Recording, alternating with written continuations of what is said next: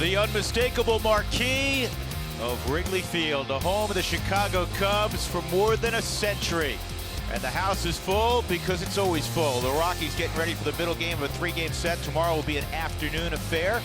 We'll be on the air at 11:30 for the pregame show tomorrow. Rockies at 15-15 as we turn the calendar to the month of May. The Cubs, for just the fourth time in history, won 16 games in the first month plus of the season. Charlie Blackmon's going to lead things off against the sinker ball changeup specialist Kyle Hendricks. Then it'll be David Dahl. He faced Hendricks a couple of years ago with a great deal of success. Nolan Arenado, Cargo back in there. Trevor Story, Ian Desmond 5 and 6. Castro getting the start as he gets called up to the Rockies for the first time. Tony Walters will be behind the dish. He'll bat 8th, and then John Gray. Well, when you face Kyle Hendricks, you don't get an overpowering fastball. This is an old school pitcher in an era where he really doesn't fit. I love it, and I love the old school, the throwback, somebody with a little bit of deception, a lot of movement, but more importantly, pinpoint control. Fastball averages 87 miles an hour. If you're at home watching and you're wondering if you have to throw hard to be a successful major leaguer, the answer is no. Develop a changeup, get a good one like Kyle Hendricks, and you'll be able to succeed. Major leaguers are hitting 135, Drew, this season against his changeup. That's all you get. Fastball, changeup, and the occasional sprinkled in curve. Let's take a look at the first bank defense behind Hendricks, who gets the ball in play quite a bit. He doesn't like to work deep in counts. And you see behind the plate, it's Victor Caratini who's doing the catching, not Contreras tonight. Bryant Russell, Zobrist, and Rizzo in the infield. So a night off, at least initially, for Javi Baez. The outfield features Ian Happ in center field. So Almora's out of there. And it's Schwarber in left field, Jason Hayward in right field. And I'll repeat what I said a few moments ago before we went to break. The wind is blowing out. It is very warm and somewhat humid tonight. I wanted to take BP today. You think you could have got one out today? See my swing. I mean, what do you think? Pull side, maybe? Maybe you could run into one. Yeah, you could run into one. It really was jumping, though. It was flying. And that's what everybody was remarking. That's outside. 1 ball, 1 strike on Charlie. 286 lifetime hitter. It's somewhat the wind, and it's the warm air temperature. It's kind of midsummer mild. That's outside. 2 balls and a strike.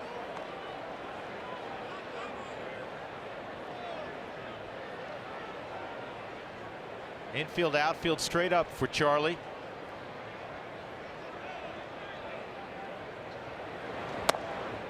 And that's a very good eye by Blackmon. 3-1. Now, you normally think automatic fastball count. Not with the kind of changeup that Kyle Hendricks has.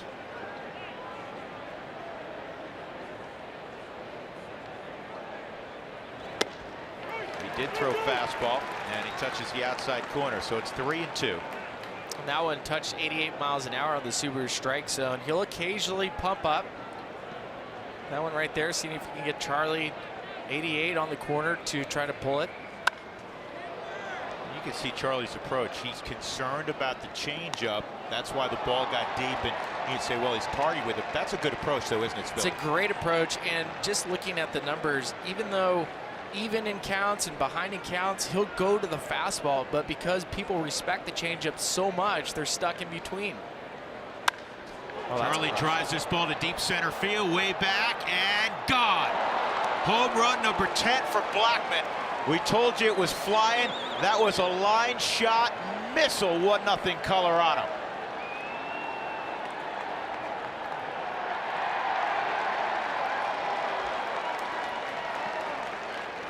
The bleacher creature's already throwing that ball back. We knew the ball was going to jump tonight, and it's a quality at bat from Charlie Blackmon, just what the Rockies needed to get on top first on the Subaru Supermo. Fastball, center cut. Off the bat, you know it was hit well. Even if they had Albert Amora Jr. in center field tonight, that one's not getting caught.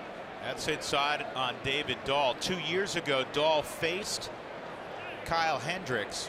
He went 2 for 3, including an opposite field home run against him.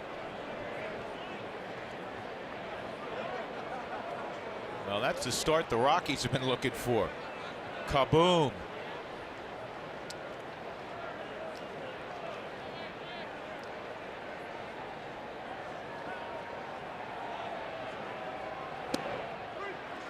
Here's the home run Dahl hit 2 years ago. Hendricks knew it. He didn't want to look. Pitchers know right off the bat.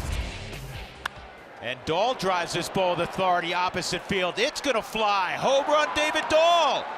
2-0 Colorado. Did we tell you the ball was flying during BP tonight? Deja vu all over again for Hendricks. Virtually the same spot, too. This one a changeup. First home run of the year for David Dahl. It's a curveball. The hanging variety on the Supermo. See him sink his legs into that? I just love it because your hands are staying back. You're in your legs. You're allowing the ball to travel. That's what Charlie Blackmon did in his at-bat. That's what David Dahl did in his at-bat. Strike one on Nolan. Don't get left out, Nolan. 2 line shot home runs.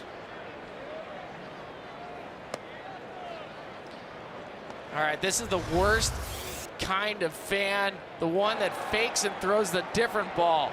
You liar! Yeah, you know what? Throw the one you caught. Exactly. When you got to go reach into your bag in front of, 8,000 people around you, stop. He's a fraud. Sorry. Nice beard, though. He's returning 6,000 text messages. 1 and 2 on Nolan. So those are the first earned runs allowed by a Cubs starter in a half a dozen games. They had gone 5 straight without allowing an earned run. Last time that happened was 1912.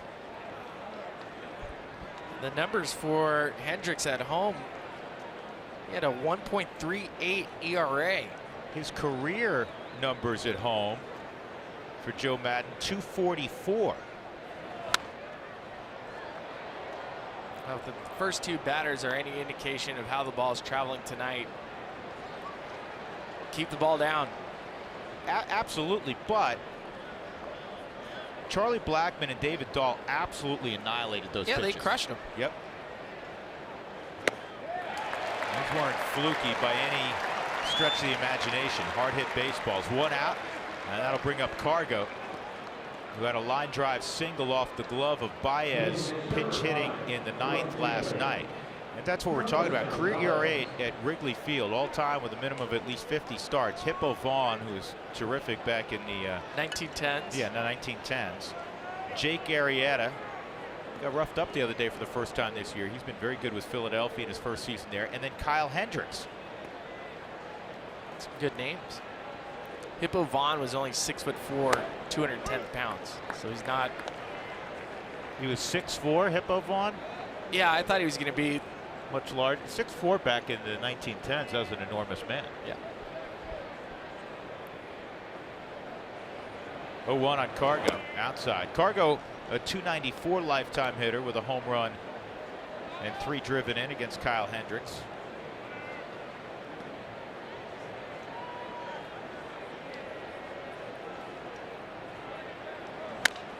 And this is a bouncing ball to second. Ben Zobrist, the versatile one, throws him out. 2 outs. I always point out how important it is for the Rockies to jump out on top, and the record always agrees with me. 12-4 on the season when they score first, 3-11 if the opponent scores first. Well, the Rockies lost 3-2 yesterday. The day before, they were shut out 3-0. The day before that, they lost 4-1. On Friday in Miami, they won 1-0. So 2 in the first. Tall Cotton. Sinkers down low.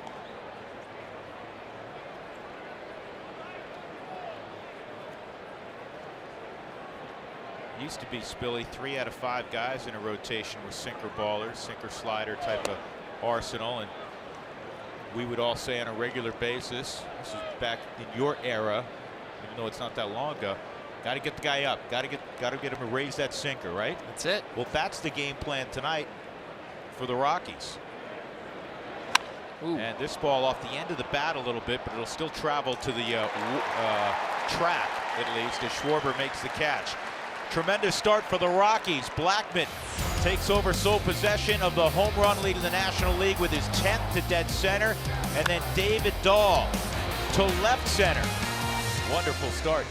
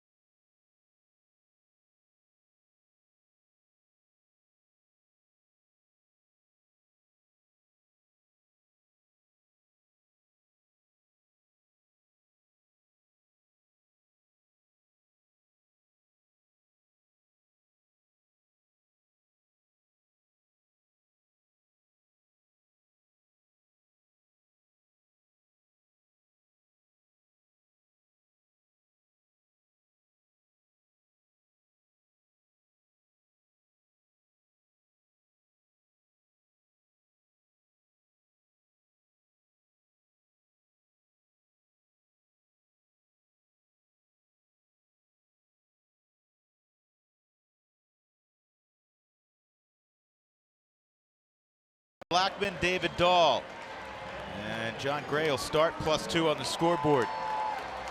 John won his second game of the year against the Padres in his last outing. 6 innings of shutout baseball. Billy talked about it. 11 punch-outs, just 1 strikeout. Even though the record in the ERA is not spectacular right now, he still has basically a 4-to-1 strikeout to walk ratio. Umpire we were using the break. Down. Yeah, he was using the break to go somewhere. It's nice, Billy. There's Jeff Nelson, our crew chief. And the first pitch is in the air to fairly deep left field. Look out, and this one's gone. Anthony Rizzo makes it 2-1 on the first pitch from John Gray. I was talking to Jeff Salazar, the assistant hitting coach for the Rockies, and rather, he just walked by me during batting practice, and he said, I don't want anybody ever to say anything about Coors Field when the wind's blowing out in this place. It's a fastball that runs back out over the middle. It's a fly ball. Subaru Supermo Anthony Rizzo has been struggling. 15 career starts as a leadoff hitter. Joe Madden just wanted to get him those at-bats.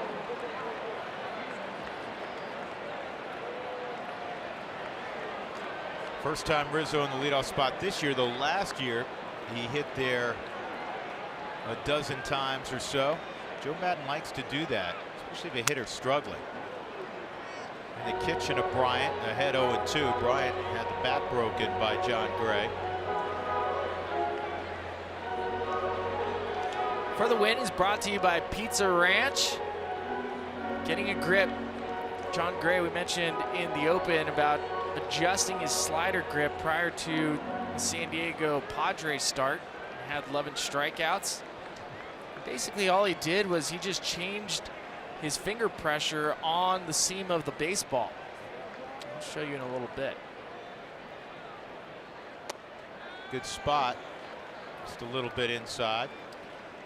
So here's John Gray's slider grip before. He put a lot of pressure on the middle finger. He moved it over, so now the index finger is right on top, and he's putting more pressure on this finger, and the middle finger is basically along on the right. This ball to Cargo in right. And I'll tell you, the other thing he did, Steve Foster was explaining it. You know, you're taught to have the baseball in your fingers, and it's easier to get velocity, or you get greater backspin. He moved it back a little bit in his hand. And so now he's getting, there's more friction on the baseball, less velocity, and a little more depth on the slider as well. It's good to see. He's going to need that pitch tonight.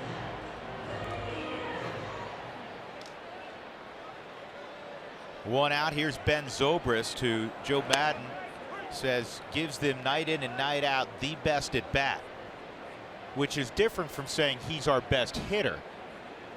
Hey, there's nothing better as a manager to have a quality at bat. You know what you're going to get.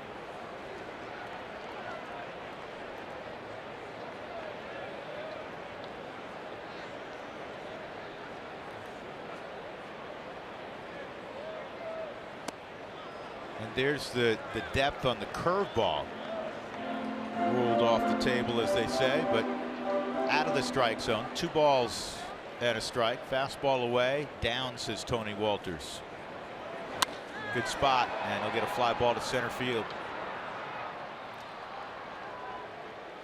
Let's take a look at the Cubs lineup this evening. The Cubs have won 5 in a row. They'll have Addison Russell in the cleanup spot tonight. He's been swinging it well. Kyle Schwarber will follow, then Caratini behind the plate, batting 6. Jason Hayward, Ian Happ.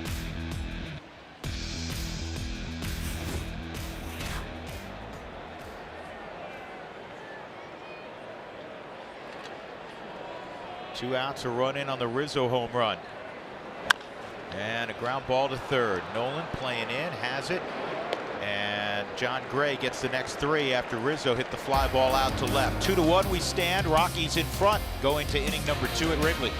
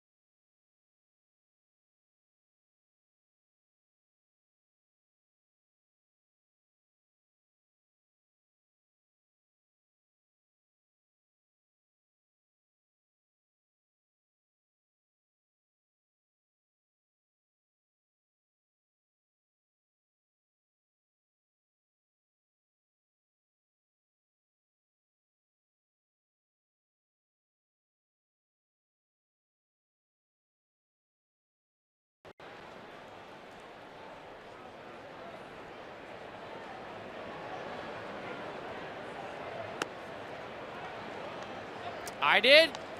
Well, oh yeah, it was about time. It's long overdue, wasn't it? Yeah. Here's Ian Desmond, and the second offering from Hendricks is in there for a strike. It's 1-1. Desmond 2 for 11. One of the 2 a home run against Hendricks.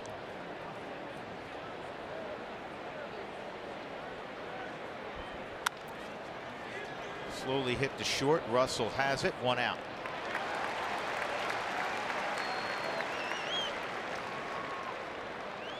So here comes Daniel Castro. Got a little more than 200 bats in the big leagues, 2 different seasons with the Atlanta Braves. The Rockies signed him prior to the start of last year, and he was at Albuquerque and hit over 300 last year. He's currently got a 22-game hitting streak going for Glenn Allen Hill down with the Isotopes. Playing mostly shortstop. He has played a handful of games at second base, where he is situated tonight. See Castro up toward the front of the box. That's usually where he stands. I've seen him throughout spring training. He likes to be up in the zone. He's also going to take away the late movement of Kyle Hendricks. It's a smart thing to do if you feel comfortable moving. 2 balls and a strike. It doesn't really increase the velocity, even though it's 2 feet. It basically takes away that late break.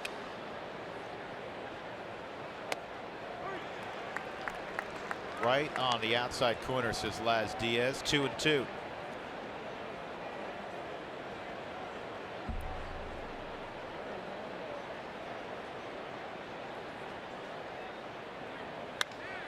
And a ground ball to second. Ben Zobrist handles that. 2 outs. And that'll bring up Tony Walters. Fans, when the Rockies score 7 or more runs, go to participating Colorado Taco Bell locations the next day. Do it between 4 and 6 to get your Rockies taco special. Live Moss at Taco Bell.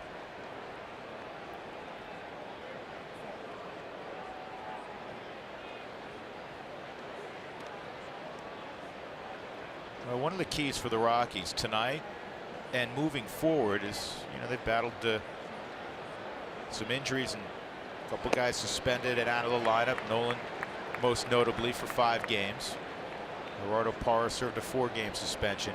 Is that middle to lower third of the lineup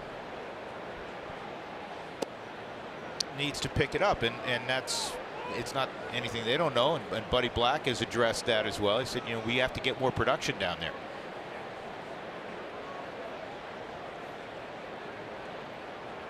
1-1 on Tony. That's a good changeup. 1-2. So the top 3 typically in the Rockies lineup. DJ's on the DL right now, hitting .293, 18 home runs. The rest of the lineup of the position players, 197.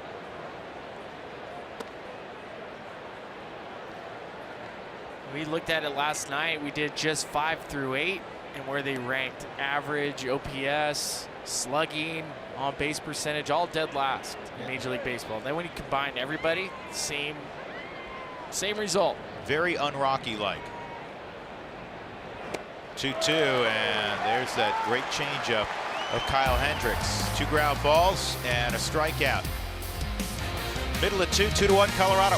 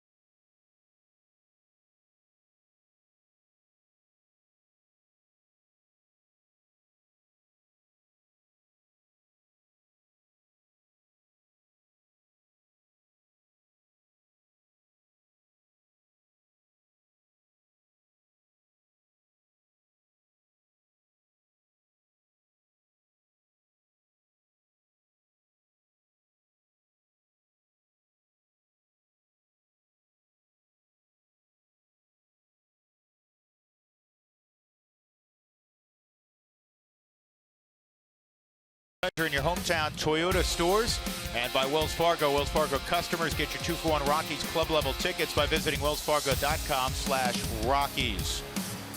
Another beautiful day in Chicago, Illinois. Rockies hit back-to-back home runs to begin the ball game. Charlie Blackmon, David Dahl. Line shot to center from Blackmon. Line shot to left center from David Dahl. Then John Gray on the first pitch he threw to Anthony Rizzo. Rizzo hit a high fly ball that carried out to left field. And that's where we stand 2-1 as Kyle Schwarber steps into the box. Intimidating left-handed bat. The Cubs love to swing first pitch, Drew. You mentioned it last night. 348 batting average as a team swinging at the first pitch. Well, we've mentioned it before. It's a good idea. If you look at the batting average of major league hitters when they fire at the first pitch, it's outstanding. I had numbers from all of last year and back in 2017, league-wide stat, 348 batting average when people swing at the first pitch. And you wonder, say, why don't more guys do it? I think some of it, correct me if I'm wrong, that's a good looking pitch, is the old 3-0 theory. You go up there, you fire at the first pitch, and if you roll over to shortstop, you say, oh man, what a lousy at bat. Where it somehow feels different if you did it on a 2-1 pitch, right? Yeah, I never liked that philosophy. I've always been somebody that wants their hitters to hit in all counts. 3-0, swing. 0-0, swing. What's the difference between swinging 2-1 and 0-0? If that's the best pitch in the at-bat, why would you give the major league pitcher an opportunity to have a free strike? Makes no sense. 2-2.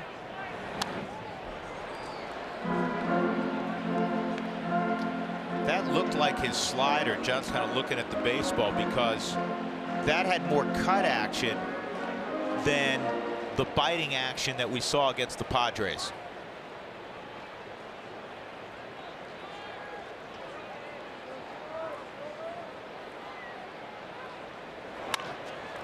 Ground ball to second. Daniel Castro there, 1 out as he throws to Ian Desmond. Let's take a look at the first bank defensive alignment tonight for the Rockies. There's Castro again, middle infielder. He can play third also. He's at second tonight for the Rockies with the injury to LeMahieu. Pat Valleca started there the last couple of ball games. Dahl, Blackmon, and Cargo in the outfield. And as you've seen, Tony Walters is doing the catching. Here's the switch hitting catcher tonight for Chicago, Victor Caratini. Chili Davis has been really impressed with the strides he's making offensively this year. Chili, the hitting coach for the Cubs. That's a good curveball by John. And here's another chance for Castro. Nicely done. So we mentioned and we showed you the slider grip. Let's take a look at it from John Gray. Notice where the fingers are on the seam, and a lot of the pressure now for John is not on the middle finger, it's on the index finger. That's how he's trying to snap it, get that late movement. John's faced 6 hitters now, Spilly, and he has been strike one on every one of them, typically because they're swinging. John is staying ahead. Here's Jason Hayward, and that's a good looking pitch, just a bit in. Well, I want to putting perspective on how important it is to have an off-speed pitch. Last year, hitters were hitting 181 against John Gray's off-speed. This year, they're hitting 320. It's been one of those, what we call a cement mixer, just a rotating baseball, which is basically a BP fastball for a major league hitter. Here's the 1-1, and a good fastball beat Jason Hayward. Here's a couple things you need to know about John Gray. Talking to Steve Foster this afternoon. John is exceptionally coachable, and here is another really important element to his game. He wants to be great, not good. He wants to be outstanding.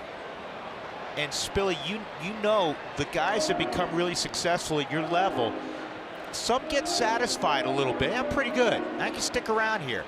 the ones that are special, they want to be special. You better want to be special if you're pitching in Colorado, and you need somebody to match up. National League West, you face Clayton Kershaw. You see Madison Bumgarner. Good pitch. John bounced off the mound, didn't want to show up Laz Diaz, but he struck him out. See where this pitch is on the Subaru strike zone. It's a beauty. Oh, it's fantastic. And it was stuck by Tony Walters, who does such a good job receiving the baseball. He'll get a rollover ground ball. Castro matches a major league record in his return to the big leagues. 3 assists that inning, Spilly. Mark that down. I love that. Put stars next to that. Okay, there's a star.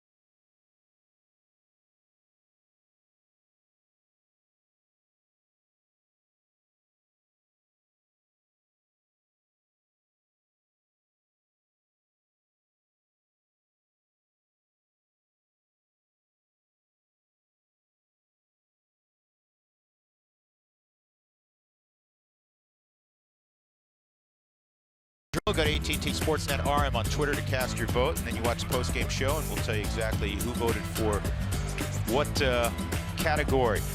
What iconic Wrigley Field feature is your favorite? Is it the Ivy, the manual scoreboard, the outfield bleachers, maybe the statue of Harry Carey, or the 7th inning stretch and Take Me Out to the Ball Game, sung always by a local celebrity? Rockies up 2-1. I would say if I had to pick one, I'd pick the Ivy. And of course, this time of year, the Ivy has not grown in, but it's starting to see a little bit of green back there. Yeah. John Gray leading off here in the top of the 3rd, and he's behind 0-2. I do like the 7th inning stretch. I love the manual scoreboard. It's great, but it's the Ivy. If you had to pick one, it's the Ivy, but the whole atmosphere. I told you I love walking in when we do at 3:34 in the afternoon and smelling the stale beer from the night before. Yeah. The old style. Yeah.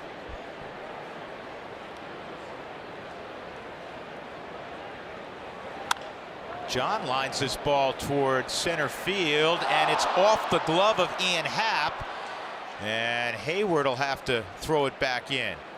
Ian Happ, not normally in center field, and that ball was tailing away from him. We'll see how it's scored. They had trouble defensively last night, did the Cubs. Well, it's just good to see a ball fall in center field and not having Albert Almora Jr. robbing hits. Ian Happ doing his best effort. It goes down as a hit. Yeah, I'm sure Buddy Black and the entire Rockies dugout was pleased to note that Almora was not in center field. He has produced a great deal of criminal activity against the Rockies this year. Time for our Mako big hits. It's plural, we're proud to say, because Charlie Blackmon did this late in his at-bat beginning the ball game, and then right behind him David Dahl did this. Back-to-back jacks are Mako big hits of the night. Ball and a strike on Charlie. is his first career home run against Kyle Hendricks. 10th on the season, 9 out on the road. Let's take a look at how many times it's happened with the leadoff home run from back-to-back leadoff home run to start a game. Back in 1996, Eric Young and Ellis Burks. Back in 2014, Charlie Blackmon and Corey Dickerson did it. And then tonight,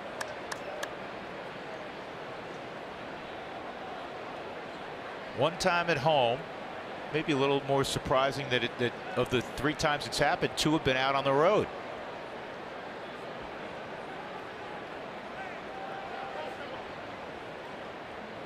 Charlie so many times now has begun a night with a home run, batting leadoff.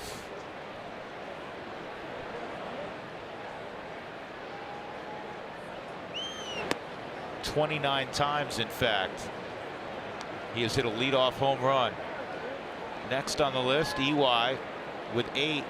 And then the guy we're celebrating tonight, Dexter Fowler, did it 6 times. Gray at first. Rizzo sort of holding him on, not really. And this is a comebacker. There's 1 and there's 2.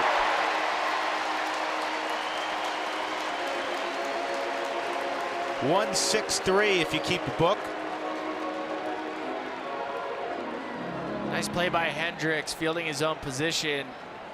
Got Charlie Blackmon on a changeup.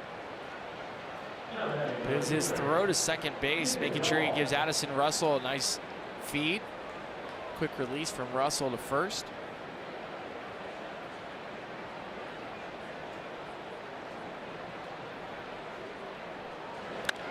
And a breaking ball swatted on the ground to second. And Zobrist throws out David Dahl. Middle of 3, the Rockies up 2-1.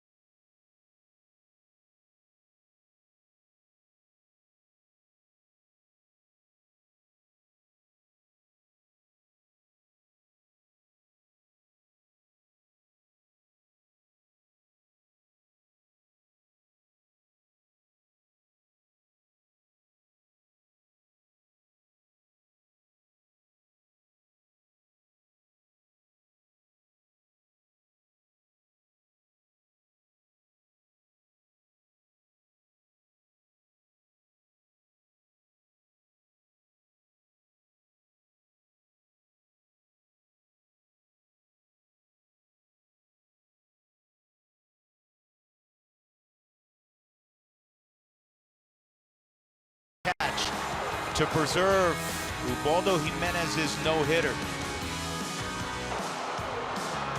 April 17, 2010. Turner Field in Atlanta, Georgia. Good curveball swung on and missed by Ian Happ. I was so glad that I was not playing center field that night, and so is Ubaldo.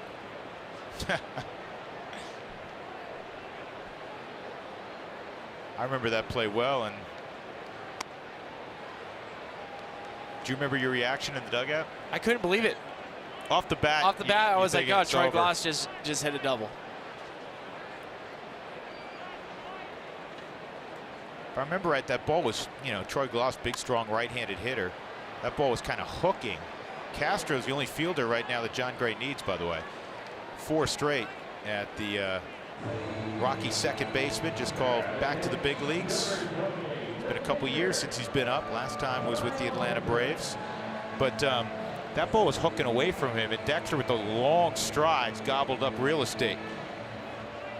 He just was able to do that on a nightly basis. There's one aspect of him catching fly balls that drove me crazy, was that he would always catch the ball really low on his body, almost like at his chest, just like Andrew Jones did, Devon White. And it just scared me, made me nervous. That's a called strike as well. Last Diaz says it's 0-2 on Kyle Hendricks. Kyle fouling that away, saying, I want that pitch. And that's a little bit low, the slider.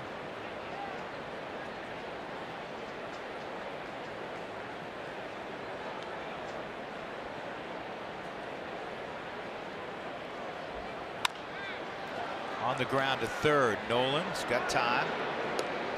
2 outs. And with Anthony Rizzo coming up, who homered his first time, we'll go quickly to our Denver studios. Here's Connor McGahey. Connor.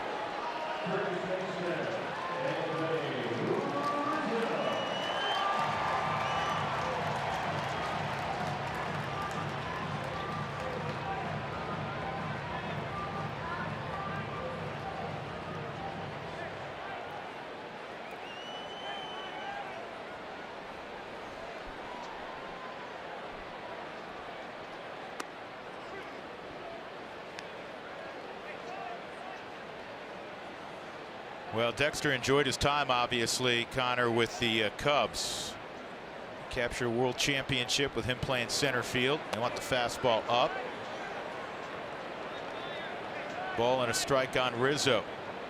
First pitch he saw, he had a high fly ball to left field. Dahl thought he was going to make the catch, and then it caught the basket. Kind of overhangs the ivy.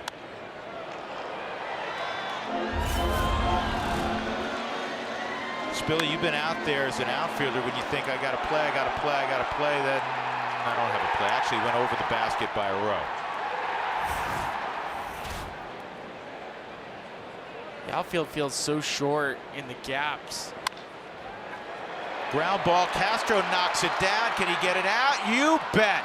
Wonderful play by Daniel Castro. Looked like a hockey goalie. Looked like Marc-Andre Fleury last night. And he throws out Ian Desmond. He's fielding on his head tonight.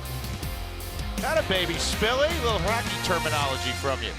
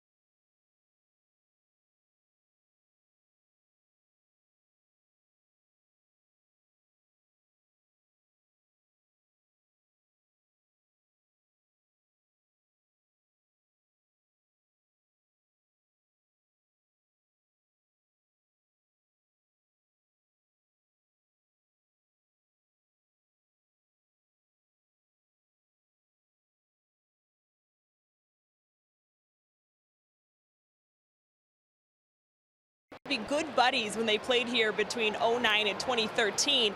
They played dominoes together a lot in their downtime, and they called Dexter Fallow the Nota guy because he would keep score. And I'll let Dexter, or Cargo, tell you the rest of this story. you know, he'd be cheating, like always trying to like cheat and stuff. And we both got in trouble because I got really mad at him one time, and then I started throwing chocolates all over the place. So the entire plane was super dirty, and then the next day I have to hear from the flight attendants. They were so mad at me and Dexter, and that's Dexter's fault because he was cheating. And so Cargo, to apologize to the flight attendant, bought her a purse, but he's still upset with Fowler about that one. You guys can tell that they clearly didn't have a lot of fun, Drew. No, they used to play dominoes on the plane, as that is swung on a miss by Nolan. 1-1. It'll be Nolan, Cargo, and Trevor Story here with the Rockies leading 2-1 in the 4th inning. And Cargo related that story to me this afternoon after he had told Taylor, and it was funny. You know what, Spill, you've been involved in a lot of those, and when you have guys who like being around each other, generally speaking, you're going to have a good clubhouse and hopefully a successful club. And when you have great players that are good teammates and you like each other, that's when you get those special runs like the Rockies had.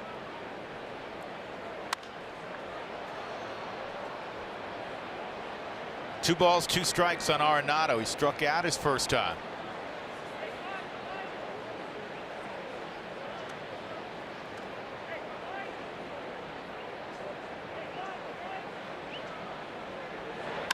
And Nolan sticks his bat out and hits it to deep left, and this one's gone. 3 solo home runs. He just kind of guided it out of the ballpark, almost one-handed it. 3-1 Colorado. Number 5 for Arenado. Need it to the part of the outfield where it jets out.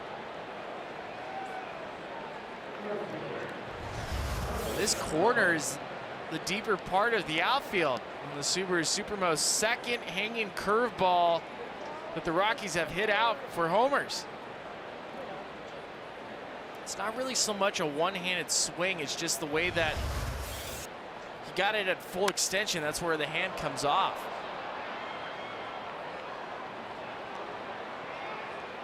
Nolan loves it.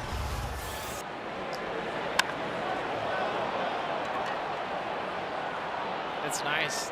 Did they throw out the real ball or the fake one? I didn't watch that guy.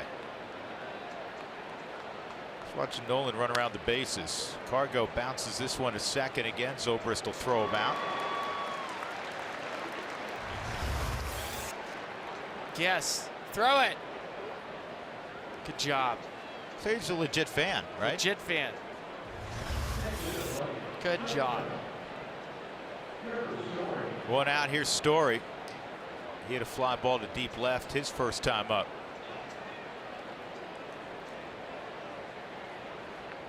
Trevor last night 0 for 3. He was robbed by Almora in deep center field in the 4th inning leading off. He also walked. Kyle Hendricks, 28-year-old, got an economics degree from Dartmouth.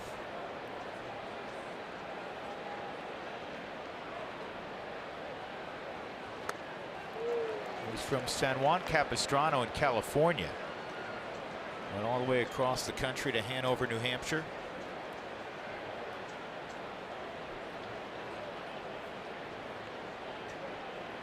Interesting, he was traded along with Christian Villanueva, San Diego Padres third baseman that's gotten off to a hot start. Traded from Texas to Chicago, obviously, for Ryan Dempster. He's now in the broadcasting world. There was a character, huh? Guy's silly. This ball's hitting the air to deep right. Hayward going back toward the ivy, and he'll make the catch.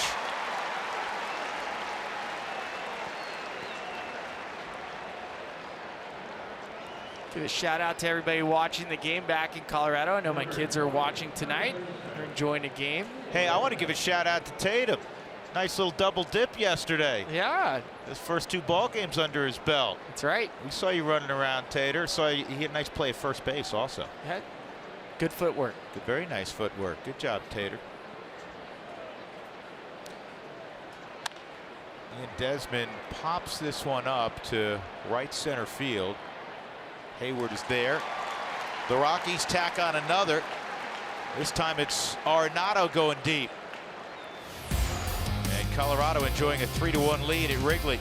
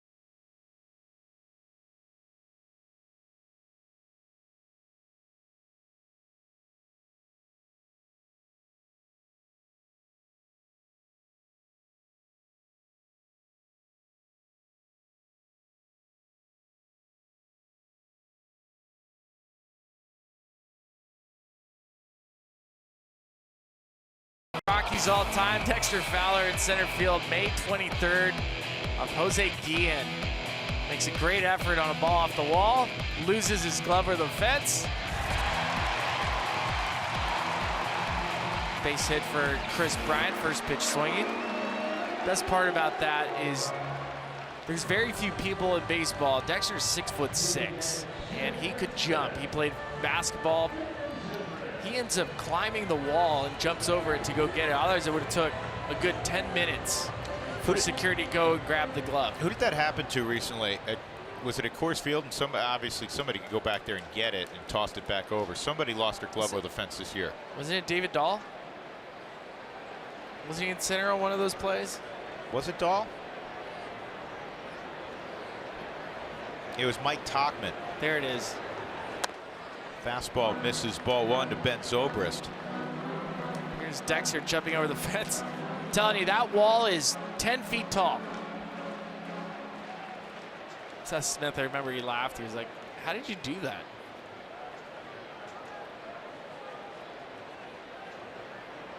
Could you have done that? No. It was at the top of the zone, not called a strike, so it's 2-0 on Zobrist after that base hit by Chris Bryant. This is the first time tonight John Gray is in the stretch, which is kind of interesting because for 2 starts he threw every pitch out of the stretch. Good moving fastball at 95. John has induced 7 ground ball outs, 4 of them to Daniel Castro.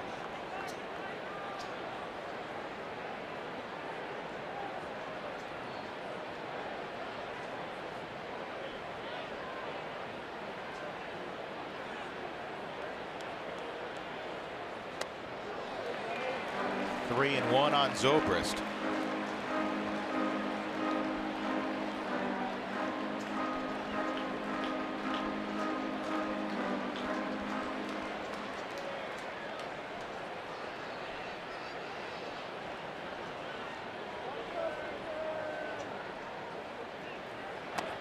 And he draws a walk.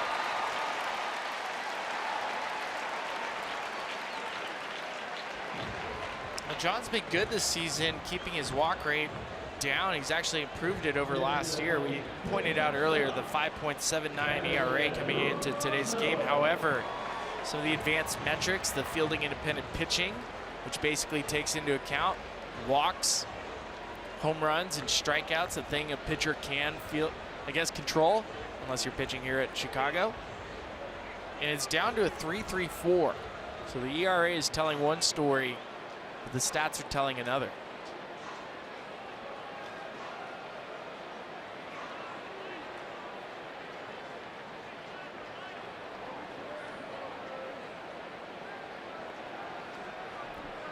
So Addison Russell, who grounded to third, is at the plate.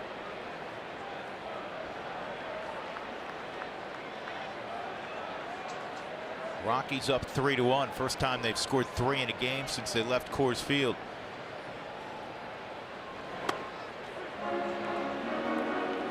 Strike one on Russell.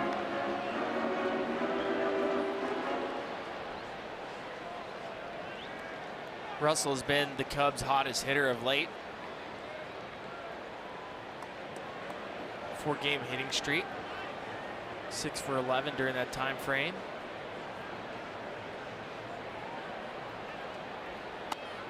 And that's strike two.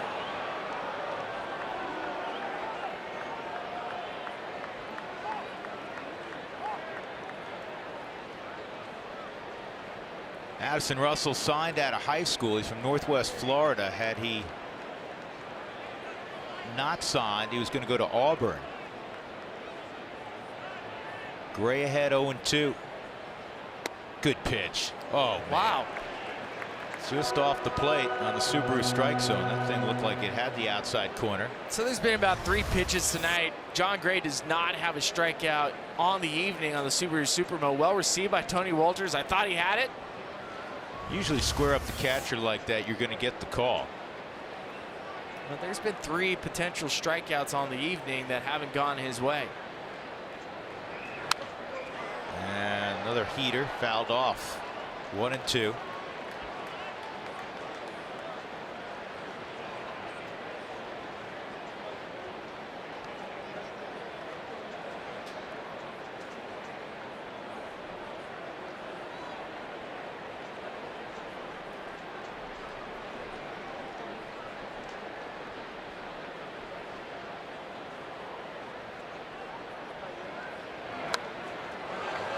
Good job by Russell, because that was a nasty curveball thrown by Gray. This is where your focus has to be heightened. And I think that's a challenge, Spilly, for any starting pitcher, to maintain your focus pitch to pitch, which is, you know, a much bigger challenge for a starting pitcher than, say, a reliever who's going to come in and typically at most work an inning.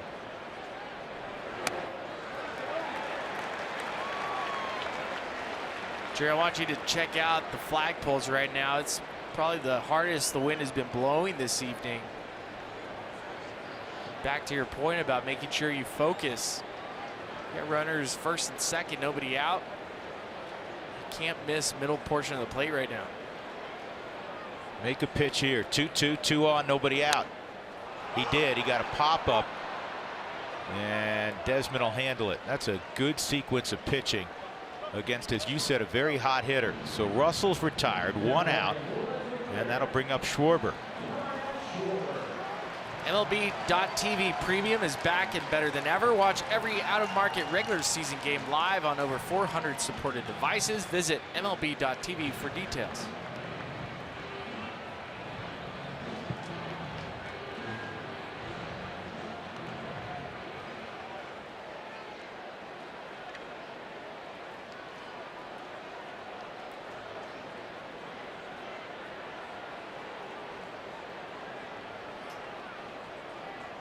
Schwarber bounced to second his first time up.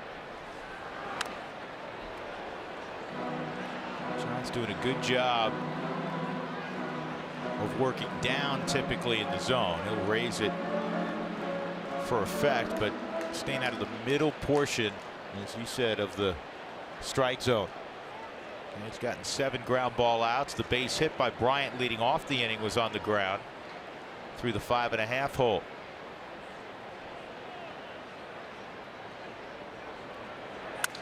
And see if the Rockies can turn this over. Desmond, and no return throw. Smart decision by Story. He would have had to try to hit a moving target in Gray. And Schwarber down 20, 25 pounds. We made note of this in Denver. He's running pretty well. Yeah, he runs extremely well, especially the way he was fooled, so he's out in front. He and Desmond, because he's playing behind Ben Zobrist at first, a lot more range for Desmond.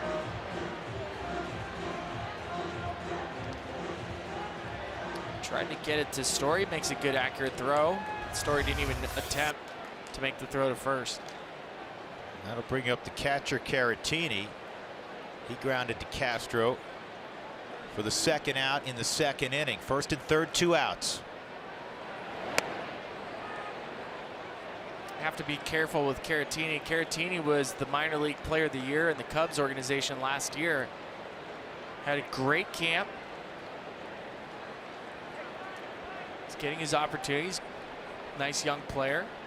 Surprised some people by making the team out of camp because they'd like to see him get more at bats. Joe Madden felt it was his time. Boy, that's a nasty slider right there. Good luck trying to hit that.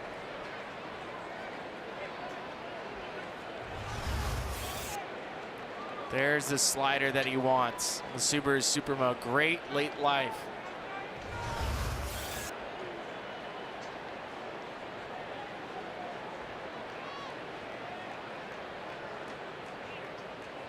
Tony selling this pitch to John Gray, and he got the job done.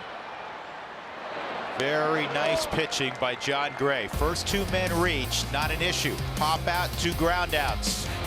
3-1 Colorado going to the 5th.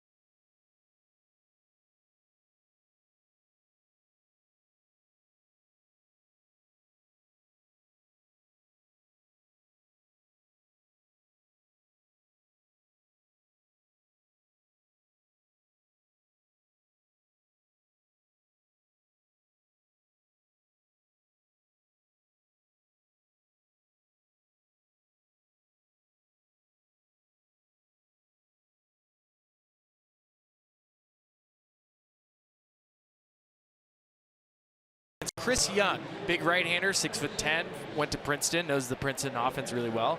Him and Will Venable can probably do it. I was hitting second that day, and I told Dexter, run every time I'll take. I don't care. I'm fine hitting off Chris Young. He literally stole every single time. I was like, hold on, when do I get a strike to actually swing at? Did you drive him in once or twice? I don't remember. All I know is that he ran crazy. I took to 2 strikes every time for him to just steal. Do you know one of my favorite things when I think of Dexter? You think of the great smile, and Taylor was talking about that last night. Beautiful smile. The other thing I think of is Dexter running out a triple, which is one of the prettiest things to see in baseball when a guy who can really run produces a triple. You're right, it was amazing. And Dexter would do something that you wouldn't teach anybody. Castro's at the plate. He's got a 3-0 count. That's very unusual for Kyle Hendricks. Dexter would, as he was going towards second base, if the ball was behind him, if he was up lefty and pulled it to the right field corner, yeah, he'd look over his shoulder, which you shouldn't do. You should pick up the third base coach at that point. He would do it, and he'd still be running faster than everybody else. It's like Deion Sanders. He's kind of goading the offensive player after he picked it. 3-1, bouncer gloved by Hendricks. Castro's the first out in the 5th inning. I want to go back to John Gray. What a contrast so far for John, who's been very effective. From this outing, and he's still in the middle of it clearly, to his last outing, he punched out 11 against the Padres in 6 innings. Well, Big John does not have a strikeout yet. However, he is pitching a beautiful game. He's almost pitching as we always assume Kyle Hendricks will, where it's going to be quick counts and a lot of ground balls. That's what John has produced tonight. He's thrown only 53 pitches through 4 innings. It's been great. And he's got 9 ground ball outs.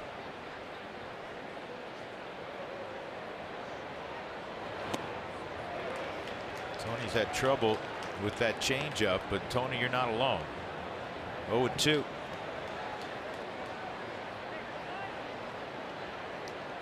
Rockies have 4 hits. Gray has a single, a sharp single. Line drive to right center field off the glove of Ian Happ. Their other 3 hits, all big flies. Blackman, Dahl, Arenado, first 3 in the Rockies lineup. Chris Bryant at 3rd. Good hustle by Tony. He made that close. The first 10,000 fans through the gates for the Rockies-Angels game on May 8th will receive a coupon for a Nathan's Famous $1 hot dog. Most Sandwich, delicious, Billy. the most delicious sandwich Billy. ever. Yeah. I know people are starting to start a petition to get me to stop saying it. Oh, no, they would never do that. The menacing John Gray at the plate. At the knees for a strike. Look, the inventor of the hot dog, originally called it a dachshund sandwich. And a cartoonist saw it, couldn't remember the name of the dog, and just called it a hot dog.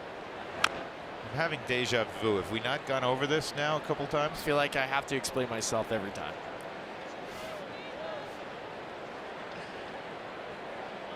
Two strikes on Gray.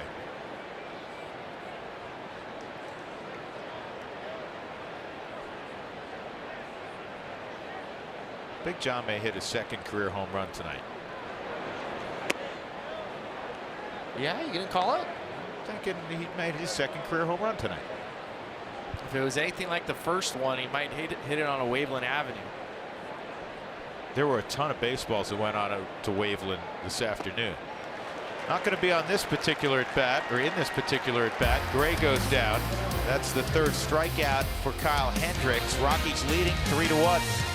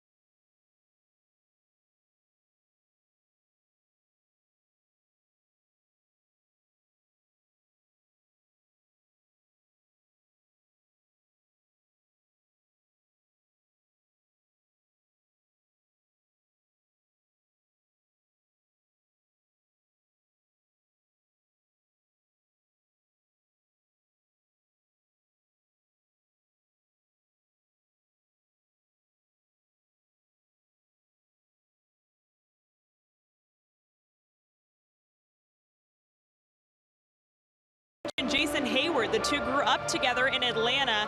Fowler was a few years older and not quite as big as Hayward, but a lot of people called them twins, and they spent a season together in 2016 with the Cubs. And I asked Hayward today his favorite memory of Fowler, and he mentioned a 2016 exhibition game in Vegas, and here's what he had to say.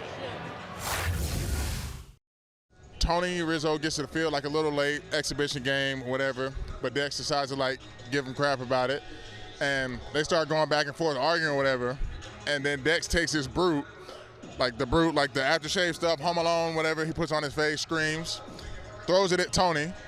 Tony takes the top off of it, throws it at him, and then they're throwing brute back and forth at each other. Now, he said his favorite part of that memory is that the Cubs clubhouse still does that. So they also plan that next time Fowler's in town with the Cardinals, they're going to get a lot of that brute and put it in his locker to pay him back for all that back in 2016, Drew. Yeah, imagine those two guys growing up and playing together down in the Atlanta area. They played at East Cobb. Here's the 0-1 on Hayward. Downstairs. Well, Jason playing behind Kyle Hendricks tonight. He knows a thing or two about Dartmouth. Both his parents went to Dartmouth.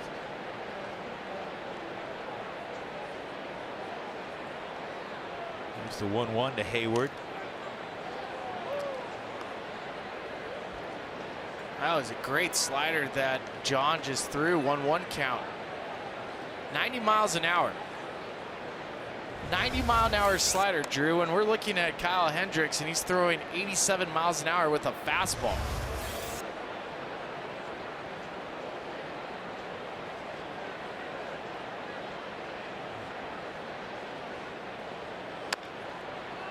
Well, that's a good location there again.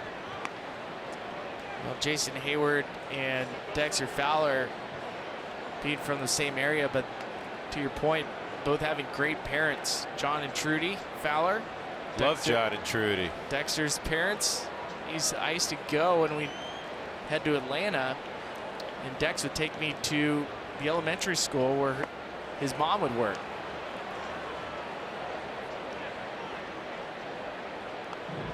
Mom was a longtime PE teacher at that elementary school.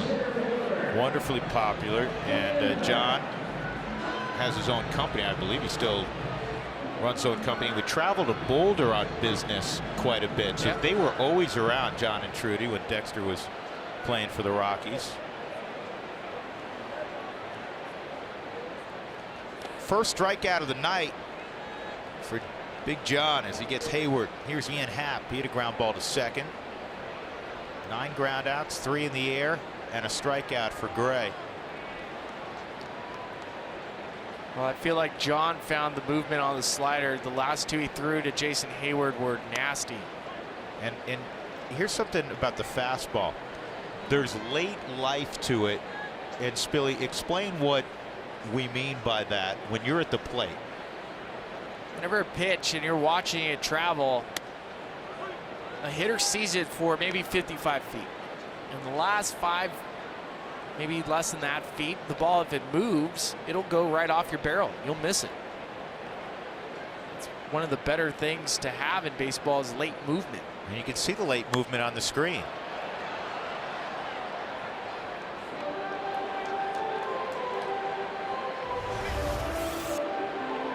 This is the slider. Yeah, this one. This stayed up. This one stayed up. That's on the Subaru Supermo. That one is, he got away with one. That was not a good slider. That one was. There and you another go. strikeout. Happ's gone. Well, you can tell whenever John Gray has his good slider, and we've noticed it with Jason Hayward, gets the bite downward, down and into a lefty. I love that Tony went back to that, and I'm thinking John wanted to throw the pitch again, because whenever you don't command one, you want to make the adjustment, and he did. Kyle Hendricks bounced to third. Oh, he wanted to throw another one. He threw another 89-mile-an-hour slider first pitch to Kyle Hendricks. John's gone back to the stretch. Well, I like that. You know, normally I would bark about, hey, why are you throwing an off-speed pitch, first pitch to a pitcher? But he's not taking the foot off the gas. And we've noticed Rockies pitchers have given up quite a few hits over the last couple of years to pitchers. 1-2.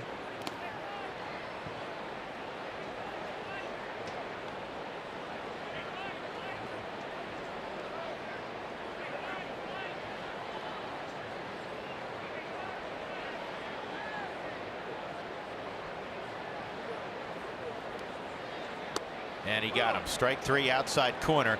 A 1-2-3 fifth. He punched out the side. And the Rockies and John Gray lead 3-1 off to the sixth.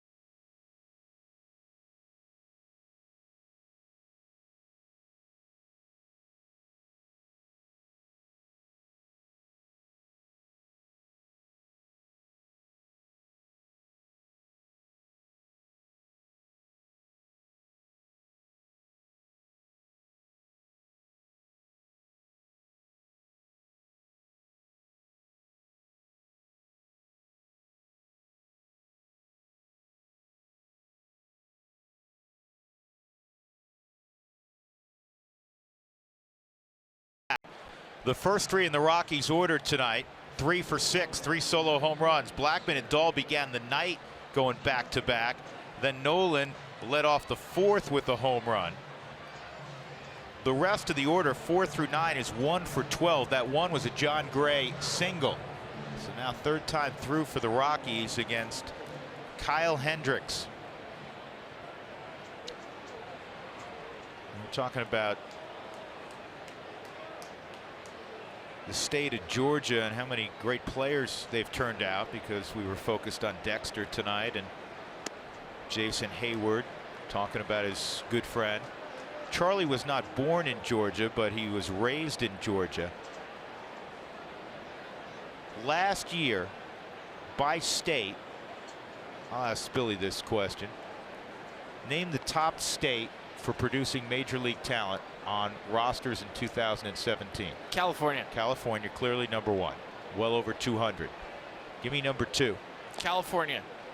You got that right. Now number 2. Well, since you're teasing it like this, I'm going to guess Georgia, but I think my immediate reaction was probably going to guess Texas. Texas is 3rd, Florida 2nd, Georgia 4th. Wow.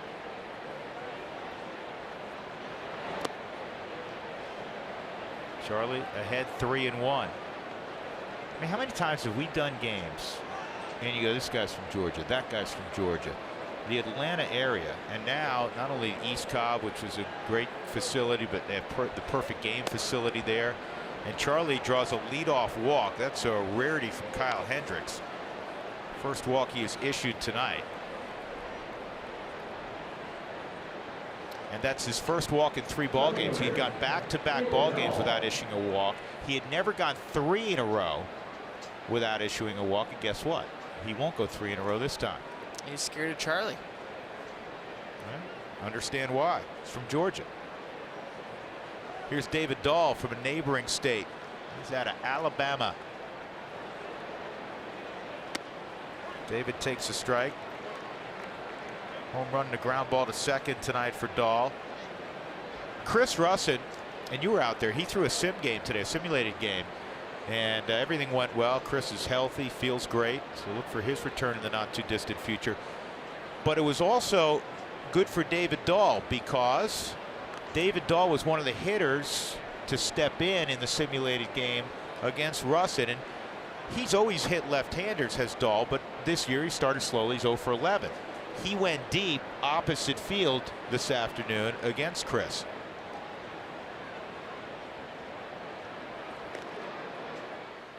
And he gets bragging rights against his teammate. So it works great. You get some confidence. You feel like you can keep your front side in a little bit longer against lefties, and you get to basically talk trash to your teammate Chris Russin for the rest of the year. That's how that works, right? Yep. Good swing by David. Third time through the lineup for Kyle Hendricks. His batting average against him jumps up about 18 points compared to the first inning, where it's about 244. Yeah, not much. He's pretty steady. This guy's steady. 0-2 on Double D, and another check on Blackman.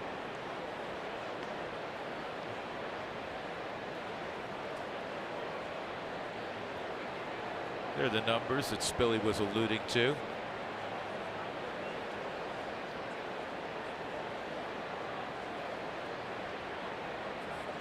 Charlie started and then shut it down. Now somebody's got to call time. Staring contest. We haven't seen one of those yet at the national anthem yet, Drew, where one player on one side sees who stays on the field the longest. The best is Carlos Estevez. Dahl goes down, 1 out. Take a behind-the-scene tour of Coors Field. Group and individual tickets available year-round. Call 303-ROCKIES or go to rockies.com/tours.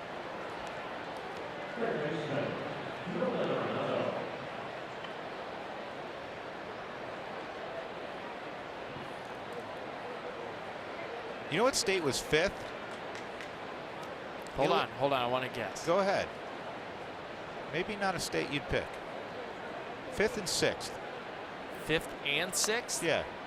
Told you Georgia was 4th. California was obvious. That was going to be 1. Florida's not a surprise. Texas not a surprise. Big states, warm weather states.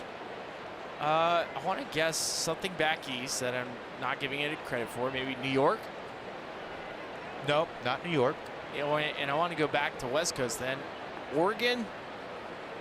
No. Charlie gets a nice jump, and the throw, not going to get him. Not even close. Charlie got a huge jump. That's good to see for a couple of reasons. One, a runner in scoring position. That's the immediate good news. The other good news is I don't know if Charlie would have run the last 10 days. He hasn't been running much. He's been nursing some sore legs. You're right, Drew. He talked about Miami enjoying it because he was able to get loose. He was away from all the cold from Pittsburgh and Washington and Colorado. It's warm tonight in Chicago. Second bag for Charlie. His career high is 43. Nolan takes that pitch out of the zone, and it's 3-0. Cargo on deck. He may pass on him, quote unquote, intentionally, unintentionally, however you want to phrase that. Well, Trying to set up a force all the way around. He's gotten Cargo to ground out twice. 3-1. Wow, that one's way off the plate.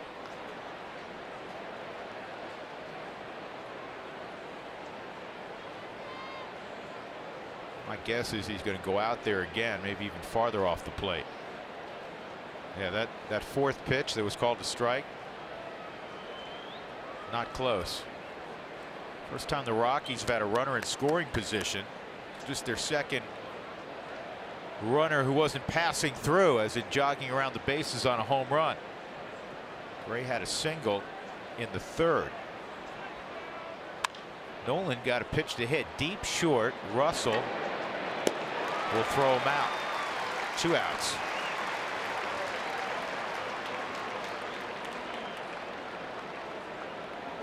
That'll bring up Cargo. So anyhow, the fifth state, you're in it. I'm in it. Illinois? Illinois, yes, that's where Chicago is, Billy. Illinois was 5th, and you know who was 6th? Pennsylvania.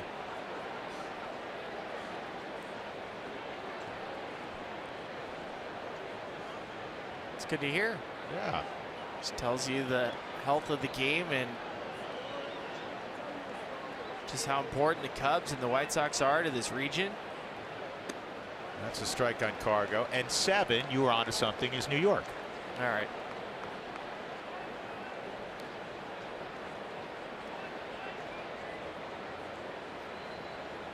Who's last? Well, Mike Fox, who's from Maine, wanted to know if they were 50th. Maine had 1 player last year in the big leagues.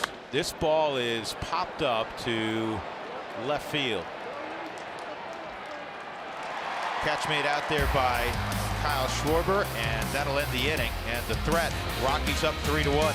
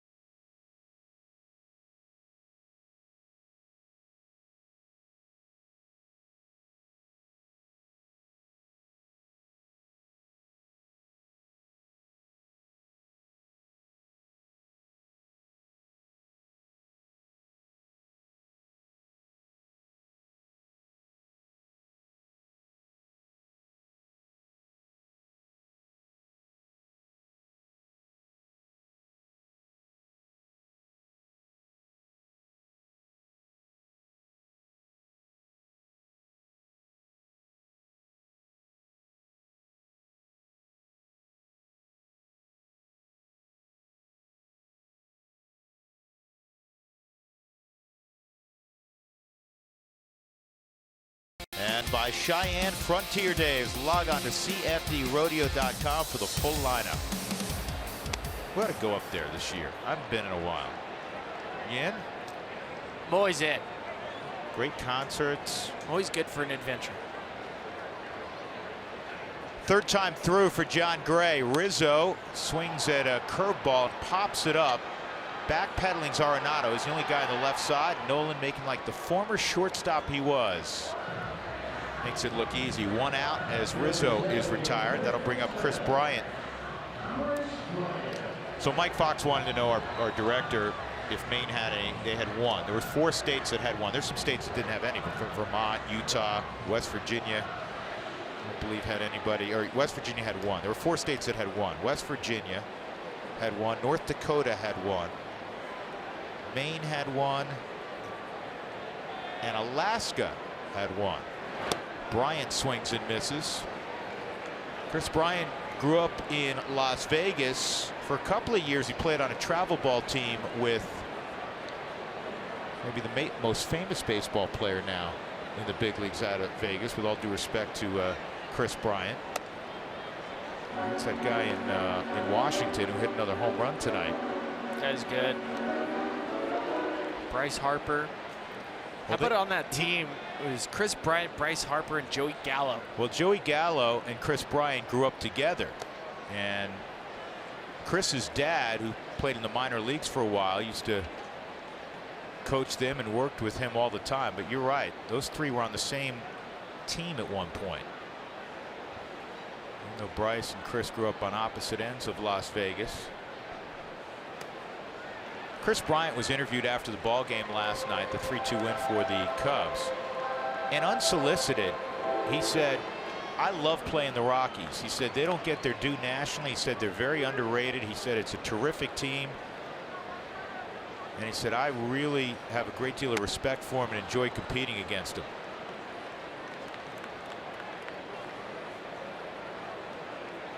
That's high praise. Yep.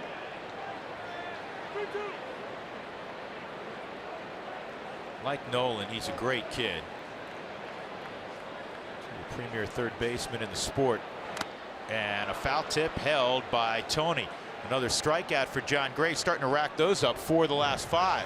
Well, he found his slider, and I think with the fastball, the way it's playing tonight with the late movement, he's now keeping the Cubs off balance. It just rears back and throws it as hard as he can, 95 miles an hour, right past him on the Subaru Supermo. If you look at some of the numbers, we always talk about how good of a player Chris Bryant is. His strikeout percentage and his walk rates are exactly the same. They're in the 14%. That's fantastic when you think about the type of player that Bryant is.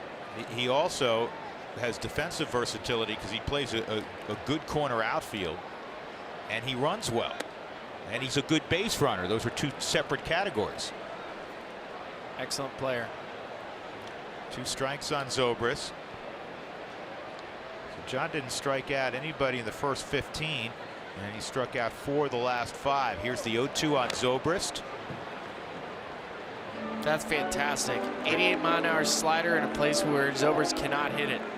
The best he can do with that pitch is hit it foul. The best thing he can do is mangle his legs with it. Back foot slider.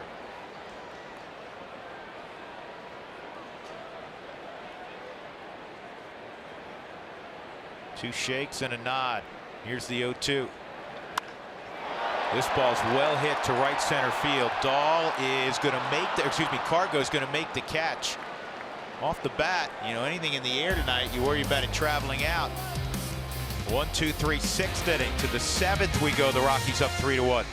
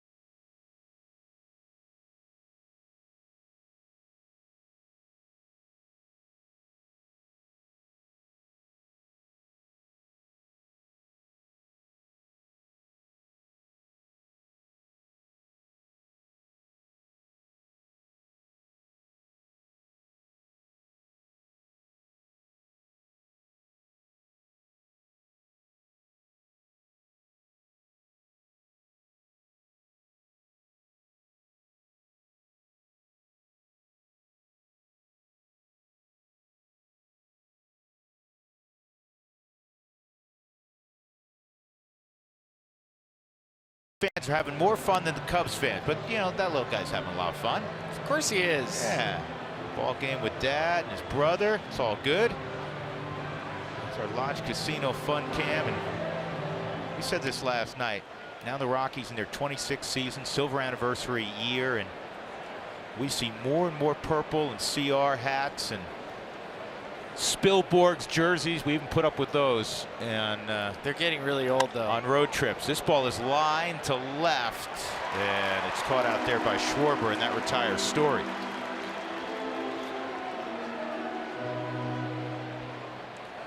That'll bring up Ian Desmond, a ground ball to short and a fly ball to right center field for Desmond.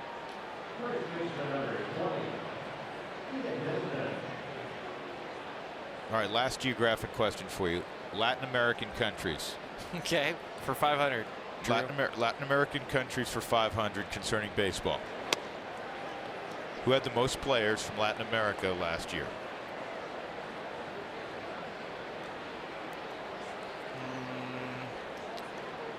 It's got to be Dominican or Venezuela. I'm going to go with Venezuela. It's the Dominican Republic with 170 last year, Venezuela with 112. Okay.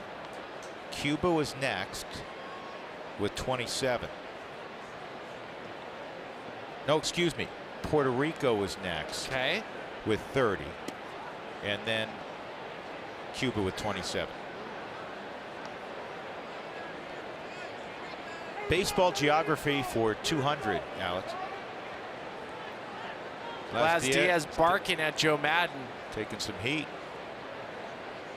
The frustrating part for Joe Madden and Bud Black pitchers on both sides is you want a consistent zone. So there's been a couple pitches that have not gone Kyle Hendricks' way.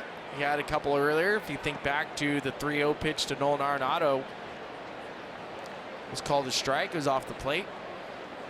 The 1-1 pitch, the swing pitch that you'd like to have, basically a better spot, was called a ball. Back up the middle. Good job there by Hendricks as he'll throw out Desmond. 2 outs. That'll bring up Daniel Castro. Now you can watch your favorite Isotope stars make their journey to the majors with Colorado Rockies. Daniel Castro, one of those. AT&T Sportsnet, your home for Rockies baseball all season long, and is available on most cable and satellite packages. Visit AT&TSportsnet.com for channel information. With Ryan Spielborgs and Taylor McGregor, Jenny Cavnar, I'm Drew Goodman. 91st pitch is a fastball, tailing back in for a strike on Castro. He had a pretty hard comebacker his last time up. Also ground ball to second. And here's another ground ball to second. So Kyle Hendricks works a 1-2-3 7th inning. The Rockies leading 3-1. 3 solo home runs. Blackman, Gall, Arenado.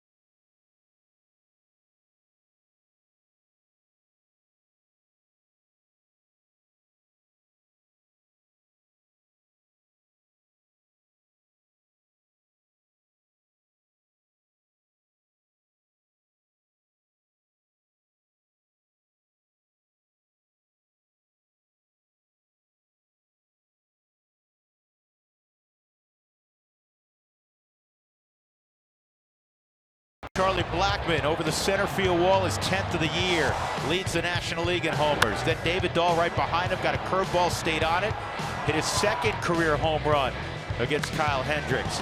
And then Rizzo on the first pitch of the bottom of the first hit a fly ball that went out. And then Nolan leading off the fourth would make it 3-1. 4 solo home runs. John Gray has been brilliant so far tonight. He begins the 7th inning working ahead 0-1 on Addison Russell. It was the first pick of the Oakland A's in the 2012 draft, number 11 overall.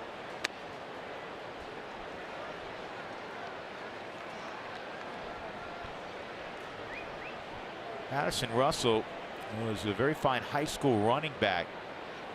I think he frightened a few teams off in baseball, Spilly, because his junior year, look at Addison Russell, and he's, you know, in phenomenal condition. But his weight was around 225 because he had just lived in the weight room from a football standpoint. And when he heard that there were some rumblings that some of the baseball folks, that's a foul ball, were a little concerned. He went out on his own and went to like an egg white and vegetable diet, lost 30 pounds. In high school? In high school.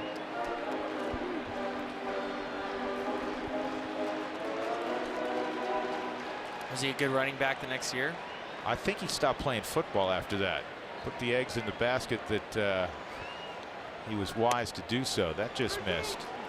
And it's 3-2. That's a rare situation tonight, a 3-ball count. John walked Ben Zobrist in the 4th, but he hasn't been close to walking anybody else. And did he go? Yes, he did. Strikeout number 5 for Gray. That's a big one. I just don't think John Gray gets enough credit for how well he can locate his pitches. He's very much around the strike zone and did not get the 2-2 fastball down and away. Tony Walters goes to it. It's close enough. And Subaru Supermo, Addison Russell just cannot hold up. Maybe if he had that extra 30 pounds back.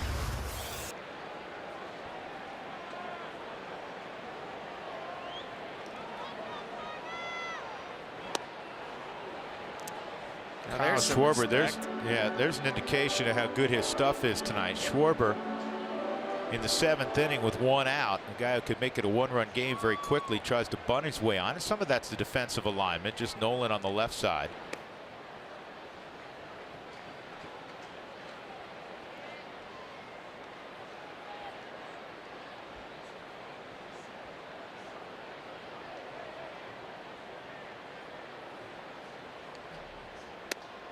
Good pitch.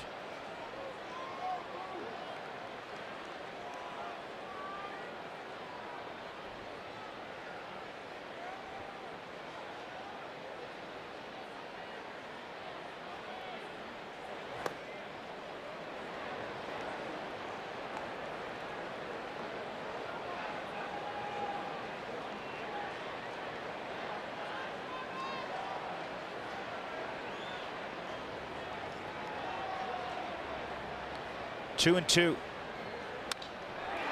And that's toward the corner. Cargo will have to field it off the wall.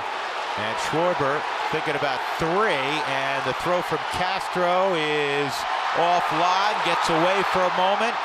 And Schwarber started to go home and then hit the pause button, which was probably wise.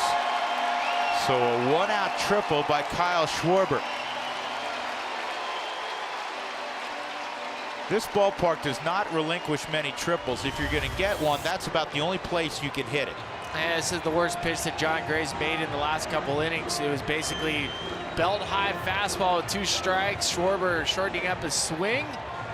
Just the way that the ball kicked off of the wall, basically hitting the area where the gate meets the brick. It just took a different hop.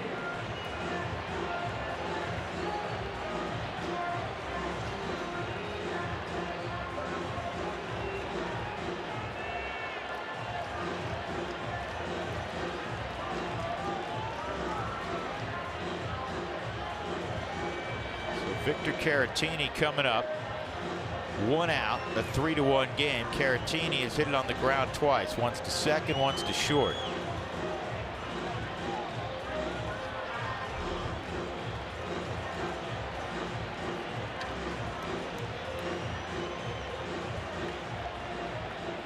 The umpires are conversing. They're trying to figure out if they're going to count the conversation on the mound after that play as a mound visit. So after the ball was thrown by Castro, it's not a huge concern for the Rockies either way that they rule this, because see, and they're trying to, the umpires, and this is part of the new rules, the umpires are waving off Tony Wolters not to walk towards the mound. Let them have their discussion. And for John was backing up third base. He was the fielder that picked up the ball. Yeah, here's the thing that doesn't make a lot of sense. If the mound visits were installed, which they were, to speed up play, you're now having a elongated conversation that's going to take a couple of minutes to determine. That has slowed the game down far more than if a guy went out to the mound for 20 seconds. Well, John Gray's just standing there. He wants to get going. Right. And he's telling him, let's go. Make a decision. How tough is it? It's either 4 or 5. Which is it? Let's see if Laz will let us know. He's pointing at Bud Black. It's counting as a mound visit. Okay. Got it. And again, the Rockies have 4 left.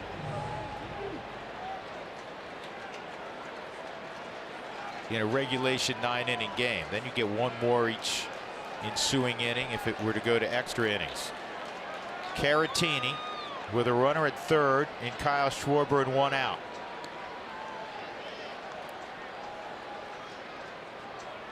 Good pitch right at the knees.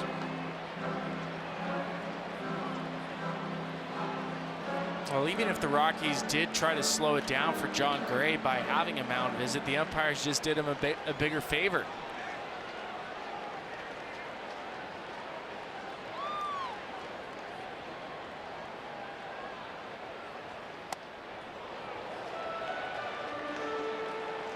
I like that idea by Tony Wolters, and here's why. She goes way up there, either swing and miss more likely or pop up. And right now the Rockies are trying to keep the Cubs down by 2.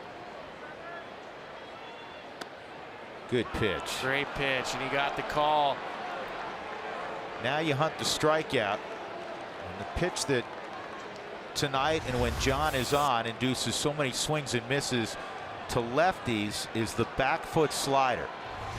That was a 1-1 curveball, just changing up the eye level for Caratini and taking off a little more velocity, not like the slider.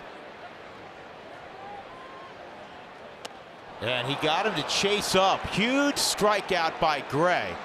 And that's out number 2.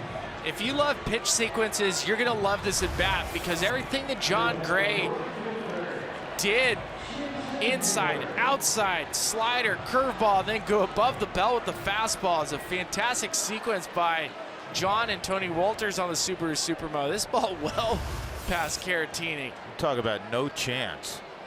That was in Tony's glove before the swing came through. Not out of the woods yet. Hayward, ground ball to second and a strikeout.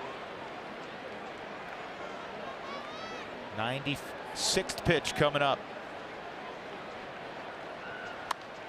And he popped him up behind home plate. Wolters makes the catch, and the inning is put down. Schwarber left at third. What a job by the Gray Wolf. 3-1 Rockies.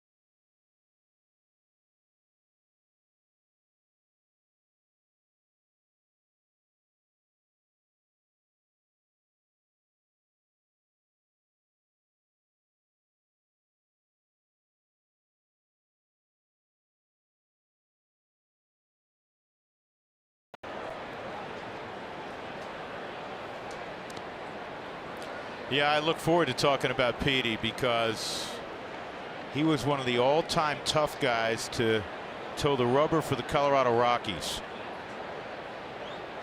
Well, he set a high standard in a real difficult era as Walters tried to bunt his way on.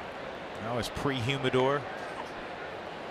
Petey would work deep into ball games, start after start. A well-deserved honor, him being part of the top 25 all-time Rockies. It's down low. 2 balls and a strike on Tony. In the on-deck circle, Gerardo Parra. So John Gray will go 7 splendid innings and leave with at least a 3-1 lead. Remember, John, on the first pitch he threw, gave up the fly ball that went out to the first row in left field. Off the bat of Anthony Rizzo. From that point forward, we talk about slamming the door shut. And that weave back on the inside corner, the hip side sinker. And Tony is a strikeout victim. 5th strikeout for Kyle Hendricks. Make Mother's Day extra special this year with the Mother's Day ticket package. And when you upgrade to the VIP package, you'll get a family photo taken on the field. Visit Rockies.com/Komen for more information.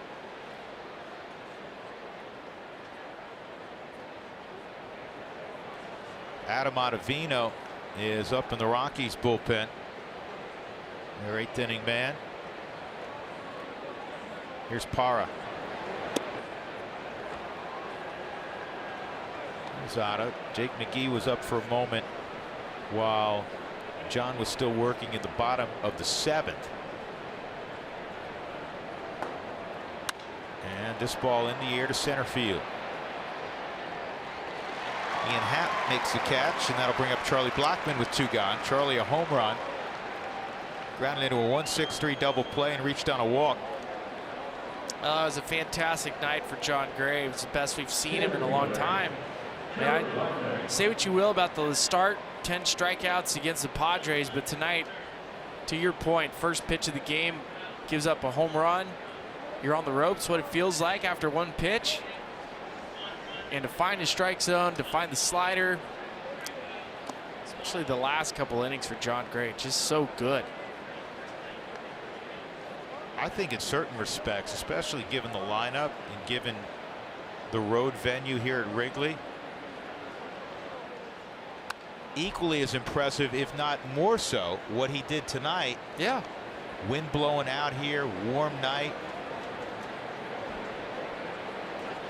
It'll be interesting to hear what John thinks. It'll be interesting to hear what Buddy Black says if he's asked to compare the 2 outings. I mean, both were great.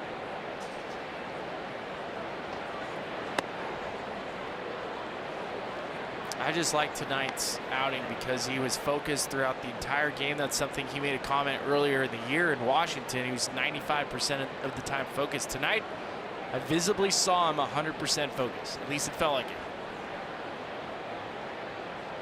When you're throwing sliders to a pitcher, first pitch of the at-bat, not giving anything away, you're locked in. 2-1. 3-1 on Charlie.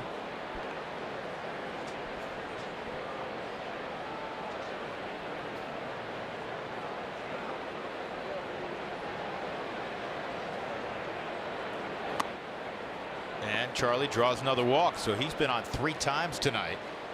And here comes David Dahl.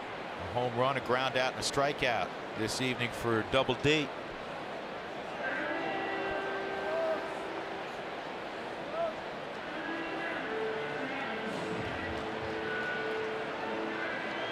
And double switch coming. They're going to bring in the left-hander Justin Wilson. Hayward, who made the final out, will be replaced.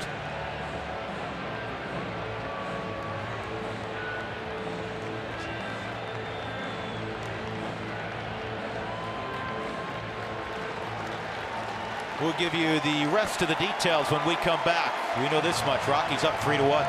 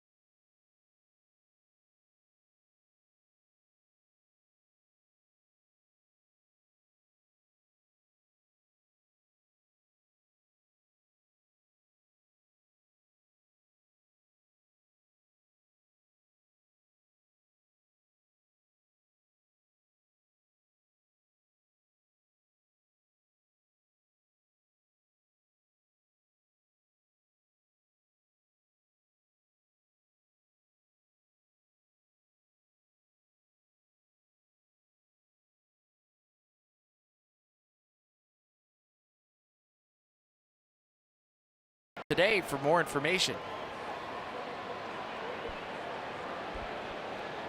Three of the defensive changes. Tommy LaStella comes in. He'll hit second next inning. He goes in at third. Bryant goes and gets his long glove, and he goes to right field.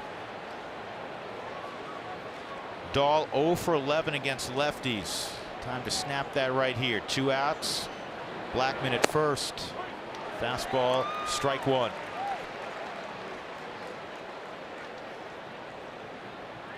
11th appearance for Wilson. A lot of walks, Billy. Yeah, he's had a difficult time controlling his fastball.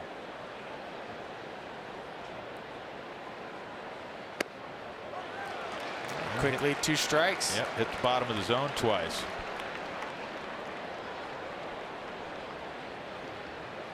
Wilson fastball about 95 miles an hour, curveball, cutter, and slider.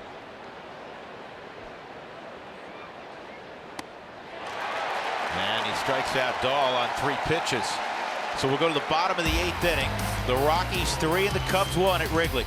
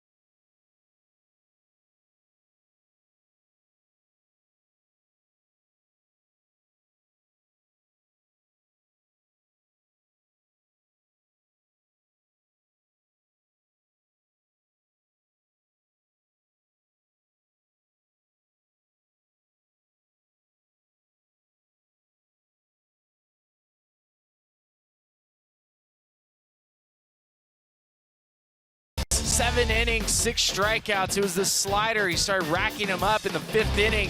Struck out the side, and it opened up the door for the fastball to start coming into play, getting Kyle Hendricks looking, and then an unbelievable at-bat sequence. The runner on third, Karis City, striking out on a fastball. Slider really opened up the strike zone for John, just like the sliders opened up the strike zone for Adam Ottavino. So Ottavino facing Ian Happ. Happ in from the left side. And here's the 0-1. That's line foul.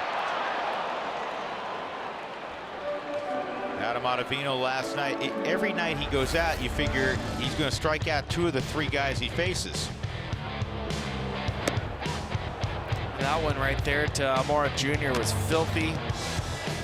2 sliders to Baez, who all he wants to do is hit a homer off Ottavino, and it was funny watching him go down. He ended up blowing up the bat rack.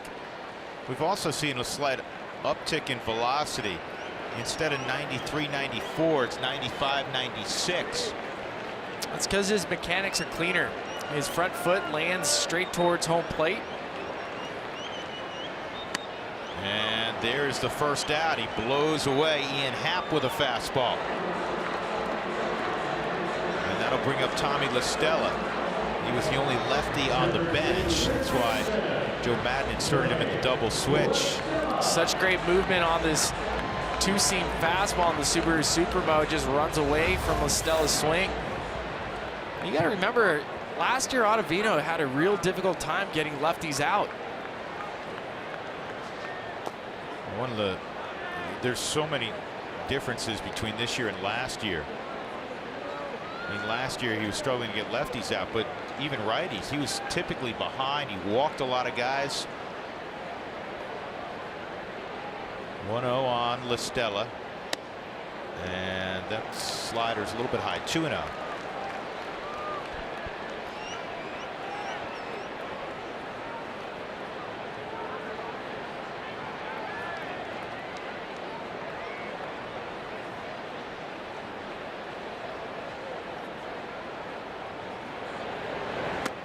On the outside corner.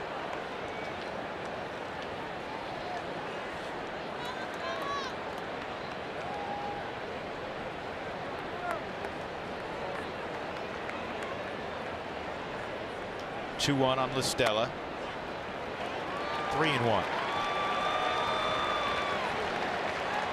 He's going to be real patient. He knows that if he can get on, Rizzo's behind, it would be the tying run. Bryant after that. 3-2.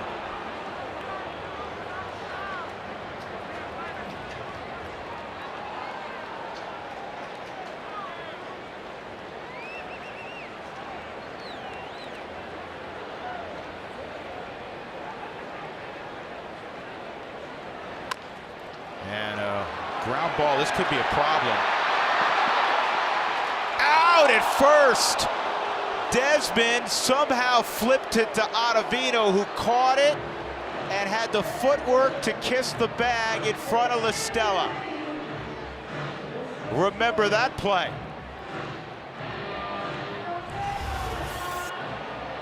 Cubs are trying to take as much time as possible to see if they can review it. He's out. He's out. Great play. And for Adam Ottavino, he's no looking. He's keeping the foot on the bag. Ends up being just a fantastic play both sides. Desmond late to get over. That's fantastic. 2 outs, and Anthony Rizzo comes up.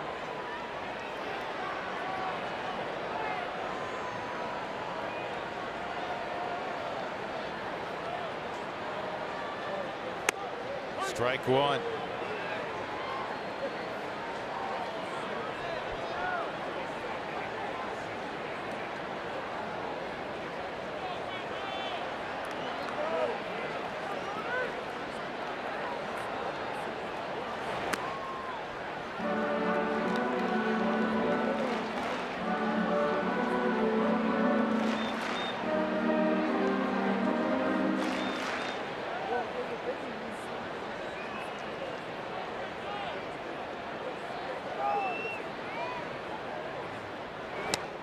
And he went 1-2.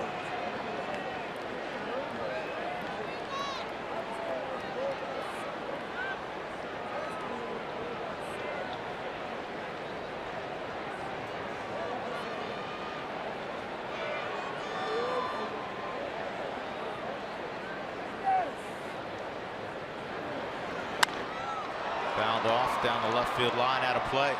That was the two-seam fastball that Adam Ottavino wanted to start off Rizzo's hip. The problem with Anthony Rizzo is he's so much on top of the plate that it's a little more difficult. You feel like your zone as a pitcher is a lot smaller.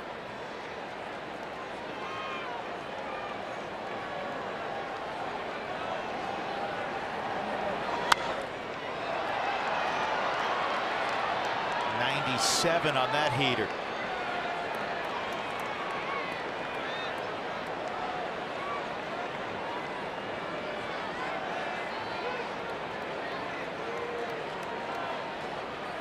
Two best setup men in baseball this year so far is the National League. Adam Ottavino, Josh Hader.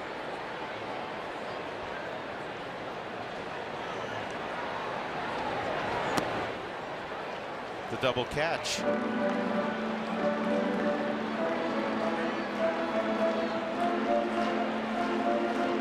Two and two.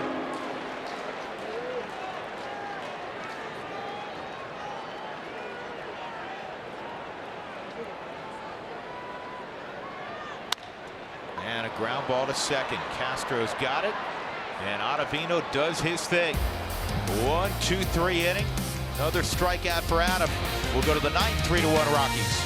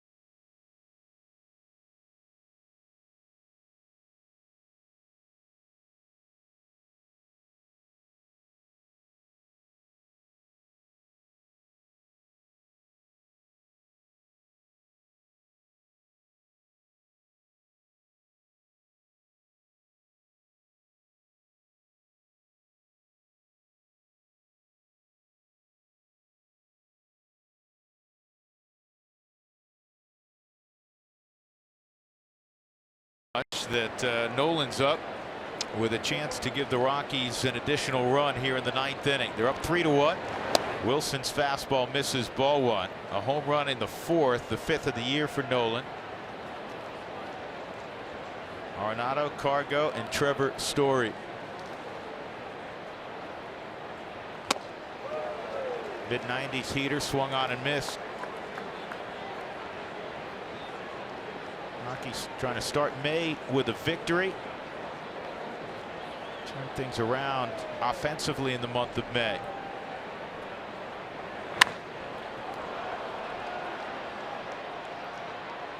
In left field, Schwarber waiting, and it finally comes down, one out. Who wants tacos, folks?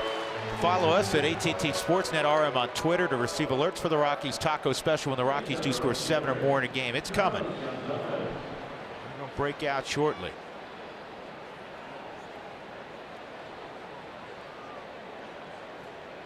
Cargo, 2 ground balls to short and a fly ball to left.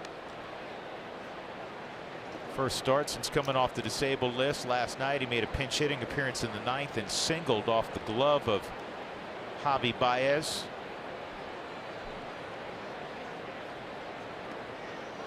Not a complete shift for Cargo. Russell's up the middle on the grass, and Cargo loses the bat. And one of the other bonuses of that netting is we don't see bats flying into the stands either.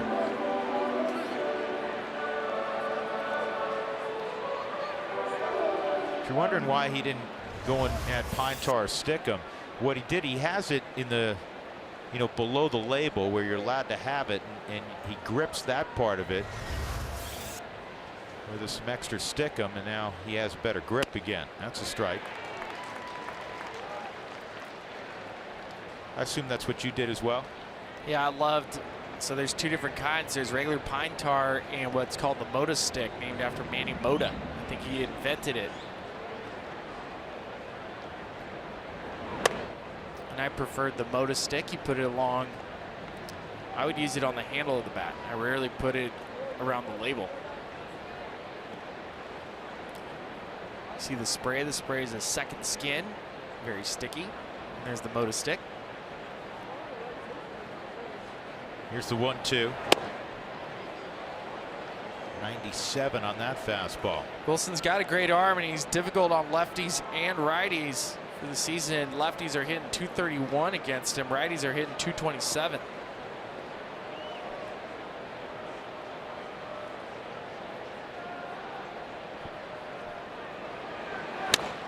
Cargo with a bouncer to third. LaStella will throw him out.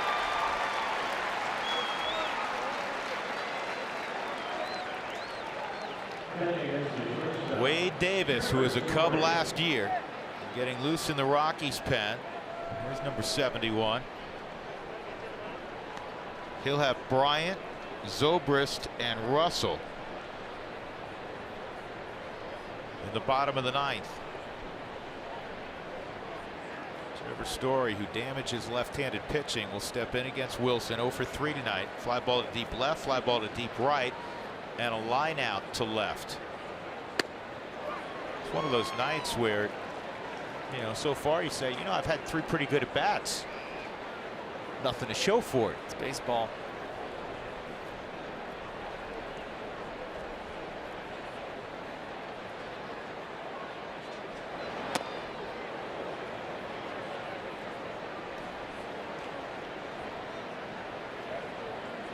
That's why this game is maddening. Come to the field early, work on your swing. You take the good swing into the game, then it's completely out of your hands. That's a good pass right there. 1-2. What did it get him? It got him a 1-2 count.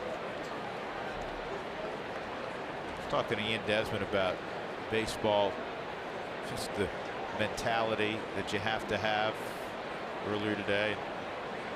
I think the number one ingredient, Spill, you have to be so mentally tough to keep your confidence. It's always trying to tear you down. Wilson strikes out Story. We'll go to the bottom of the ninth inning. Wade Davis will try to close it out. The Rockies lead it 3-1 at Wrigley.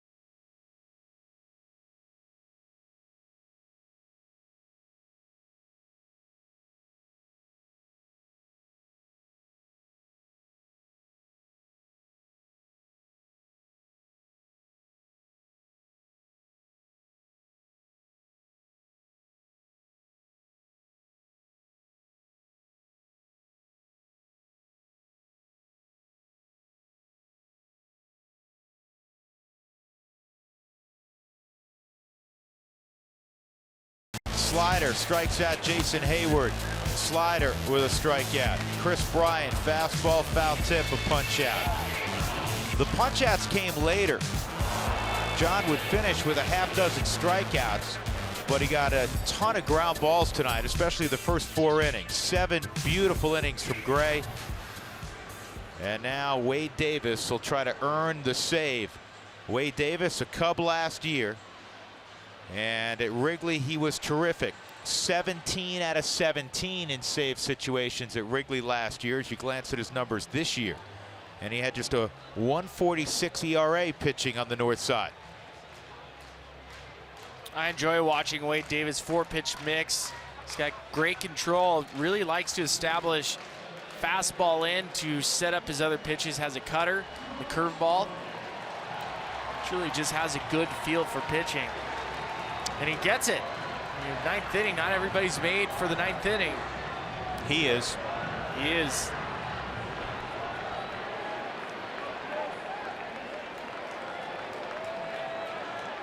Wade Davis, a quiet assassin. Last 4 years, 3 with Kansas City, 1 with the Cubs. Now on to the Rockies. He's been just filthy. Chris Bryant steps in. And the cutter for a strike. Chris Bryant asked Laz Diaz exactly where that was. 0-1. Bryant has one of the 3 hits tonight, a ground ball through the left side. Now it's 0-2. We were talking about the possibility, because the wind blowing out and how warm it was, that any ball in the air could go out. We saw that from Rizzo in the first, kind of just a fly ball. Blackman line drive goes out. Dahl line drive opposite field goes out. Arenado hit a home run later. 4 hits, home runs. There's only 3 other hits in the game combined. It's the same thing we see with pitchers at Coors Field. There's times where they bear down. You see the first couple balls get hit out of the yard, and they change the game plan. They use the fastball sparingly. They use off-speed pitches and hitters' counts, and they really try to pitch as fine as possible. They get that hyper focus. Davis pauses. Bryant adjusts. And now here we go, 1-2. Couldn't sell him on the curveball. He wants the cutter slider. And he got him. Well, that looked like it backed up, but a strikeout nevertheless. 1 gone in the 9th. That's 3 different pitches for Chris Bryant. First pitch cutter off the plate, then he ties him up with the hard fastball above the belt. This was like a changeup, yeah, just looking at the grip. Yep.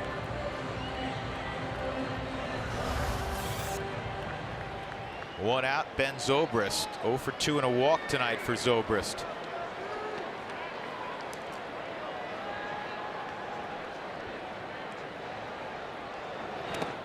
Curveball misses. We often talk about this, not that there was any lack of respect after Davis signed with the Rockies shown in either direction, but he's facing a team he played for last year. You want to succeed every time out, but got a little bit more going tonight inside that belly if you're Wade Davis. 2-0 right now on Zobrist with 1 out.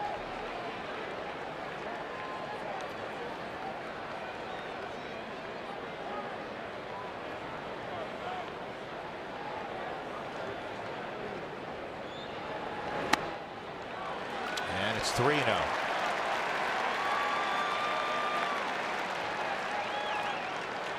Tony Walters looking back, asking Laz Diaz where that pitch was.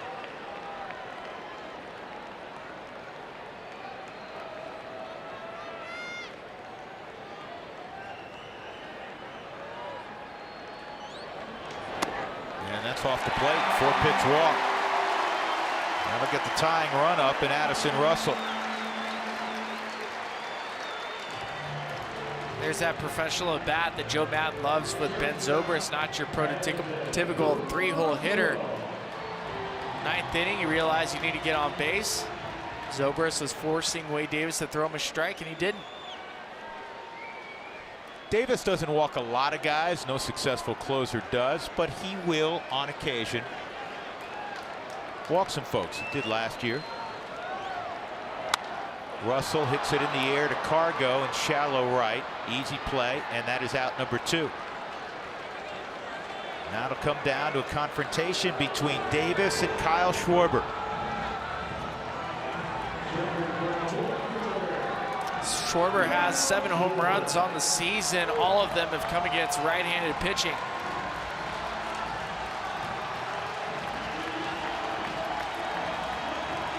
The wind has died down a little bit. Flags and not quite moving as hard as they were about 4 innings ago. Now the sellout crowd at Wrigley standing. They did this a lot last year when Davis wore a Cubs uniform.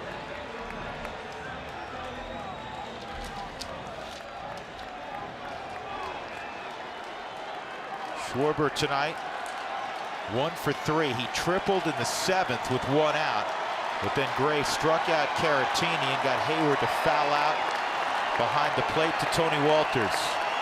2 outs, 3-1 Colorado. We're in the ninth.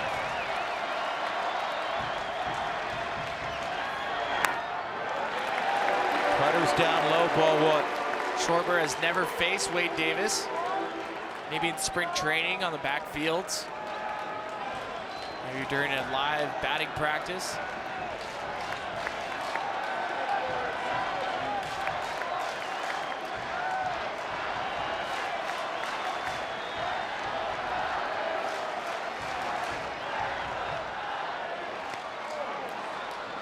Swung on and missed, and Ben Zobrist will move up. Rockies weren't holding him on. Well, anytime you see a hitter take a real defensive swing in a fastball count, they're selling out. To cheat, they're trying to hit a ball out of the ballpark.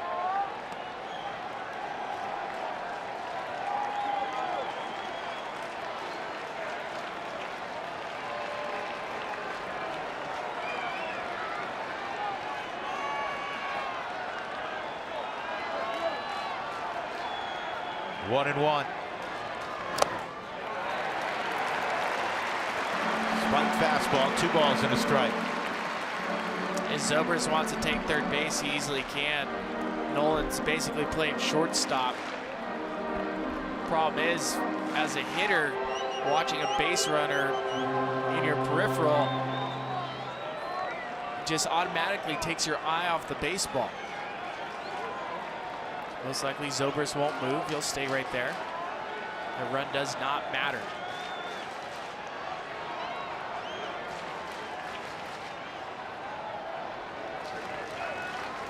Two, 1. 3 and 1.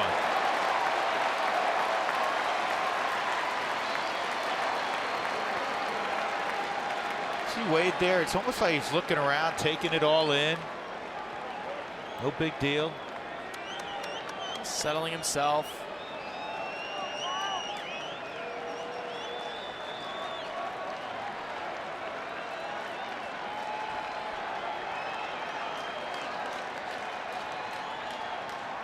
Nothing close to the zone, 3-1, and that's a beautiful curveball, hard curveball, 3-2.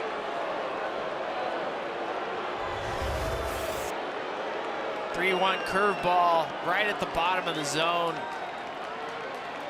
Couldn't have asked for a better pitch. So here we go, 3-2 with 2 outs. The Rockies leading 3-1 in the ninth.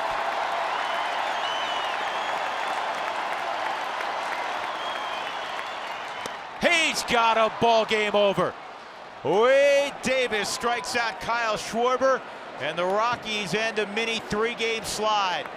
3-1 tonight. They used the long ball and just wonderful pitching. 7 innings from John Gray, who gets the win.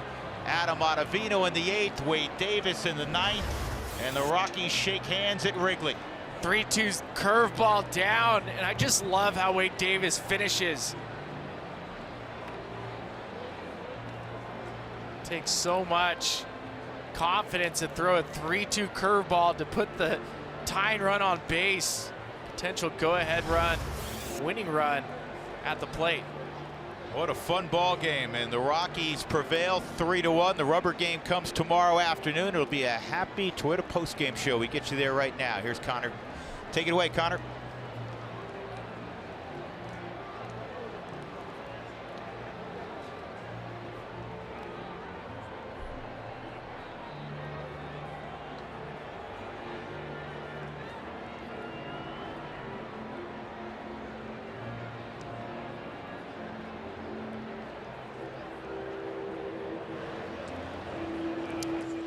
All right, thank you. Here with Charlie Blackmon, who was on base 3 different times tonight. How'd you like being back in that leadoff spot?